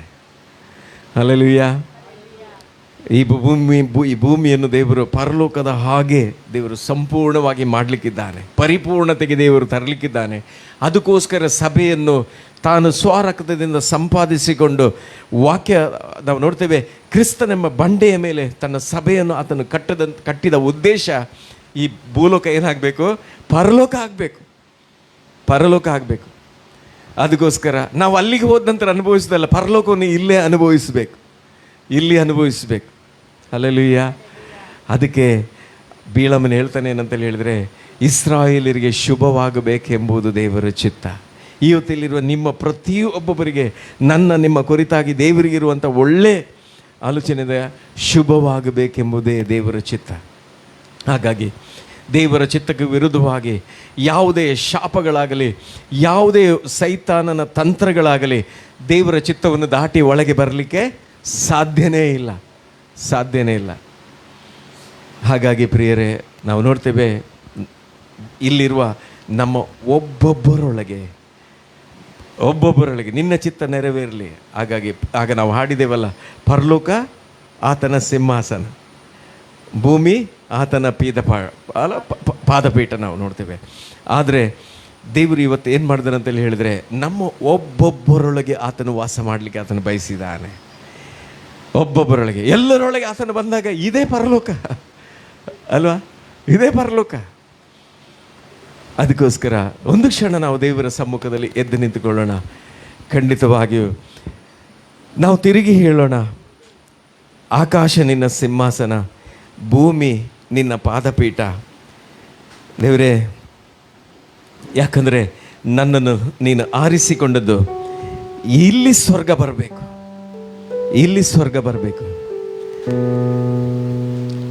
ನಮ್ಮ ಜೀವಿತವನ್ನು ಆತನಿಗೆ ಇವತ್ತು ಕರ್ತನ ಮೇಜಿನ ಮುಂದೆ ನಾವು ಒಪ್ಪಿಸಿಕೊಡೋಣ. Thank you Jesus. ವಂದನೆ ಕರ್ತನೆಪ್ಪ, ನಿನ್ನ ನಾವು ಆರಾಧಿಸ್ತೇವೆ ದೇವರೇ. ಕರ್ತನೆ, ನಾವೇ ನಿನ್ನ ಆಲಯ, ನಿನ್ನ ಆತ್ಮನು, ಶುಭಕಾರಿಯಾದ ಆತ್ಮನು ಇಲ್ಲಿರೋ ಒಬ್ಬೊಬ್ಬರೊಳಗೆ ತಂಗಲಿ ದೇವರಪ್ಪ, ಒಬ್ಬೊಬ್ಬರೊಳಗೆ ನೆಲೆಗೊಳ್ಳಲಿ. ಹಾಗೆ ನೀನು ಮಾಡುವುದಕ್ಕಾಗಿ ಸ್ತೋತ್ರ ಮಾಡ್ತಾ ಇದ್ದೇವೆ. Thank you Jesus. ವಂದನೆ ಕರ್ತನೆಪ್ಪ. Hallelujah. Oh thank you Jesus. ನಾವೆಲ್ಲರೂ ಹೇಳಿಕೊಳ್ಳೋಣ ಬೇರೆ. ಸ್ವರ್ಗಾದಿ ಸ್ವರ್ಗ ನಿನ್ನ ಸಿಂಹಾಸನ, ಭೂಮಿಯು ನಿನ್ನಯ ಪಾದಪೀಠ. ಸ್ವರ್ಗಾದಿ ಸ್ವರ್ಗ ನಿನ್ನ ಸಿಂಹಾಸನ, ಭೂಮಿಯು ನಿನ್ನಯ ಪಾದಪೀಠ. ಆದರೂ ಎನ್ನಯ ಹೃದಯದಲ್ಲಿ ನೆಲೆಸಲು ಬಂದಿಹ ನನ್ನೇಸುವೆ. ನನ್ನ ಹೃದಯದ ಸಿಂಹಾಸನದಿ ಅಸೀನನಾದ ನನ್ನ ರಾಜನೇ, ನನ್ನ ಹೃದಯದ ಸಿಂಹಾಸನದಿ ನೆಲೆಸಿರುವ ಯೇಸುವೇ. ನನ್ನ ಹೃದಯದ ಸಿಂಹಾಸನದಿ ಅಸೀನನಾದ ನನ್ನ ರಾಜನೇ, ನನ್ನ ಹೃದಯದ ಸಿಂಹಾಸನದಿ ನೆಲೆಸಿರುವ ಯೇಸುವೇ. ಸಕಲರ ತಂದೆಯು ನೀ, ಸರ್ವರಿಗೂ ಆಧಾರನೇ. ಸಕಲರ ತಂದೆಯು ನೀ, ಸರ್ವರಿಗೂ ಆಧಾರನೇ. ನಿನ್ನಯ ಶ್ವಾಸದಿಂದಲೇ ನಾನೀಗ ಉಸಿರಾಡುವೆ. ನಿನ್ನಯ ಕರುಣೆಯಿಂದಲೇ ನಾನೀಗ ಉಳಿದಿರುವೆ. ನಿನ್ನಯ ಶ್ವಾಸದಿಂದಲೇ ನಾನೀಗ ಉಸಿರಾಡುವೆ. ನಿನ್ನಯ ಕರುಣೆಯಿಂದಲೇ ನಾನೀಗ ಉಳಿದಿರುವೆ. ಮನುಜರ ಮಧ್ಯದಲ್ಲಿ ವಾಸ ಮಾಡುತ್ತಿರುವಾತನೇ, ಮನುಜರ ನಡುವೆಯಲ್ಲಿ ನಡೆದಾಡುತ್ತಿರುವಾತನೇ. ಮನುಜರ ಮಧ್ಯದಲ್ಲಿ ವಾಸ ಮಾಡುತ್ತಿರುವಾತನೇ, ಮನುಜರ ನಡುವೆಯಲ್ಲಿ ನಡೆದಾಡುತ್ತಿರುವಾತನೇ, ಜೀವ ನೀಡುವ ದೇವರಾತ್ಮನೇ, ನನ್ನಲ್ಲಿ ಬೆರೆತು ಒಂದಾಗಿರುವೆ, ಮೃತ್ಯುಂಜಯನಾದ ಯೇಸುವೆ, ನೀ ನನ್ನಲ್ಲಿರು ನಾ ಜೀವಿಸುವೆ, ಜೀವ ನೀಡುವ ದೇವರಾತ್ಮನೇ,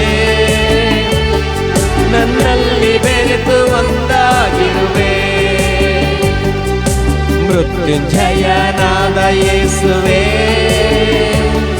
ನೀ ನನ್ನಲ್ಲಿರಲು ನಾ ಜೀವಿಸುವೆ, ನನ್ನ ಹೃದಯದ ಸಿಂಹಾಸನದಿ ಆಸೀನನಾದ ನನ್ನ ರಾಜನೇ, ನನ್ನ ಹೃದಯದ ಸಿಂಹಾಸನದಿ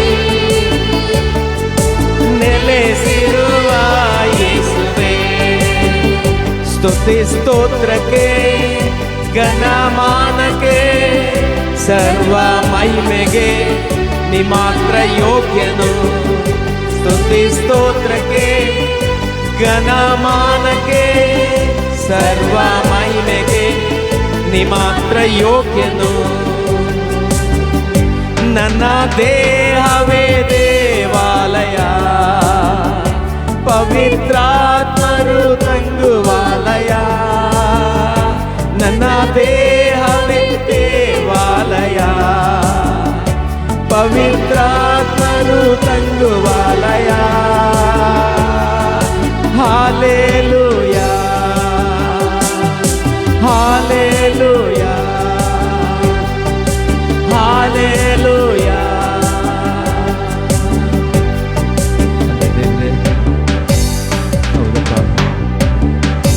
ಮೂರನೇ ಕೀರ್ತನೆಯಲ್ಲಿ ಬರೆಯಲ್ಪಟ್ಟ ಪ್ರಕಾರ ದೇವರೇ, ನಮ್ಮ ಎಲ್ಲ ನಡವಳಿಕೆಯಲ್ಲಿ ನಿನ್ನ ಚಿತ್ತಕ್ಕೆ ಒಪ್ಪಿಸಿಕೊಟ್ಟು ನಡೆಯುವಂಥ ಕೃಪೆ ದೇವರೇ ನಮಗೆ ನೀನು ಕೊಟ್ಟಿದ್ದಿ. ಅದನ್ನು ನಾವು ಗ್ರಹಿಸಿಕೊಂಡು ಎಲ್ಲ ವಿಷಯದಲ್ಲಿ ನಿನ್ನನ್ನು ಸಂತೋಷಪಡಿಸುವರಾಗುವಂತೆ, ಮಾತ್ರವಲ್ಲ ನಿನ್ನ ಚಿತ್ತವನ್ನು ಅನುಸರಿಸುವುದೇ ನಮ್ಮ ಸಂತೋಷವಾಗುವಂತೆ ಈ ವಚನಗಳು ದೇವರೇ ಸಭೆಯಾಗಿ ನಾವು ಕೂಡಿ ಬಂದಂಥ ಪ್ರತಿಯೊಬ್ಬೊಬ್ಬರಲ್ಲಿ ಮಾತ್ರವಲ್ಲ, ಆನ್ಲೈನಲ್ಲಿ ವೀಕ್ಷಿಸುವವರಲ್ಲಿ ಪ್ರತಿಯೊಬ್ಬೊಬ್ಬರಲ್ಲಿ ದೇವರೇ ಈ ವಚನಗಳು ಕಾರ್ಯ ಮಾಡಲಿ. ಯಾಕಂದರೆ ಯಾವಾಗ ನಾವು ನಿನ್ನ ಚಿತ್ತಕ್ಕೆ ಒಳಪಟ್ಟು ನಿನಗೆ ವಿಧೇಯರಾದಾಗ ದೇವರೇ ಇಲ್ಲೇ ಆ ಪರಲೋಕವನ್ನು ನಾವು ಅನುಭವಿಸಬಹುದೆಂಬುದಾಗಿ ನಿನ್ನ ವಾಕ್ಯದ ಮೂಲಕ ನಾವು ನೋಡಿದೆವು. ಆದ್ರಿಂದ ದೇವರೇ, ಕೀರ್ತನೆಗಾರನು ಅನುಭವಿಸಿದಂಥ ದೇವರೇ ತನ್ನ ಪಾಪದ ನಿಮಿತ್ತವಾಗಿ ಅನುಭವಿಸಿದ ಬಾಧೆಯನ್ನು ನಾವು ನೋಡಿದೆವು. ಯಾವಾಗ ಅವನು ಬಂದು ಒಪ್ಪಿಕೊಂಡು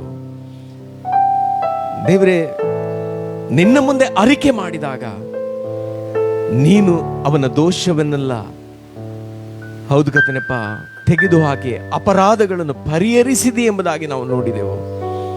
ಆದರೆ ಯೇಸುವೆ ಇನ್ನೊಂದು ಕಡೆ ನಾವು ನೋಡಿದೆವು, ದೇವರ ಚಿತ್ತಾನುಸಾರವಾಗಿ ಬಾಧೆಗಳು.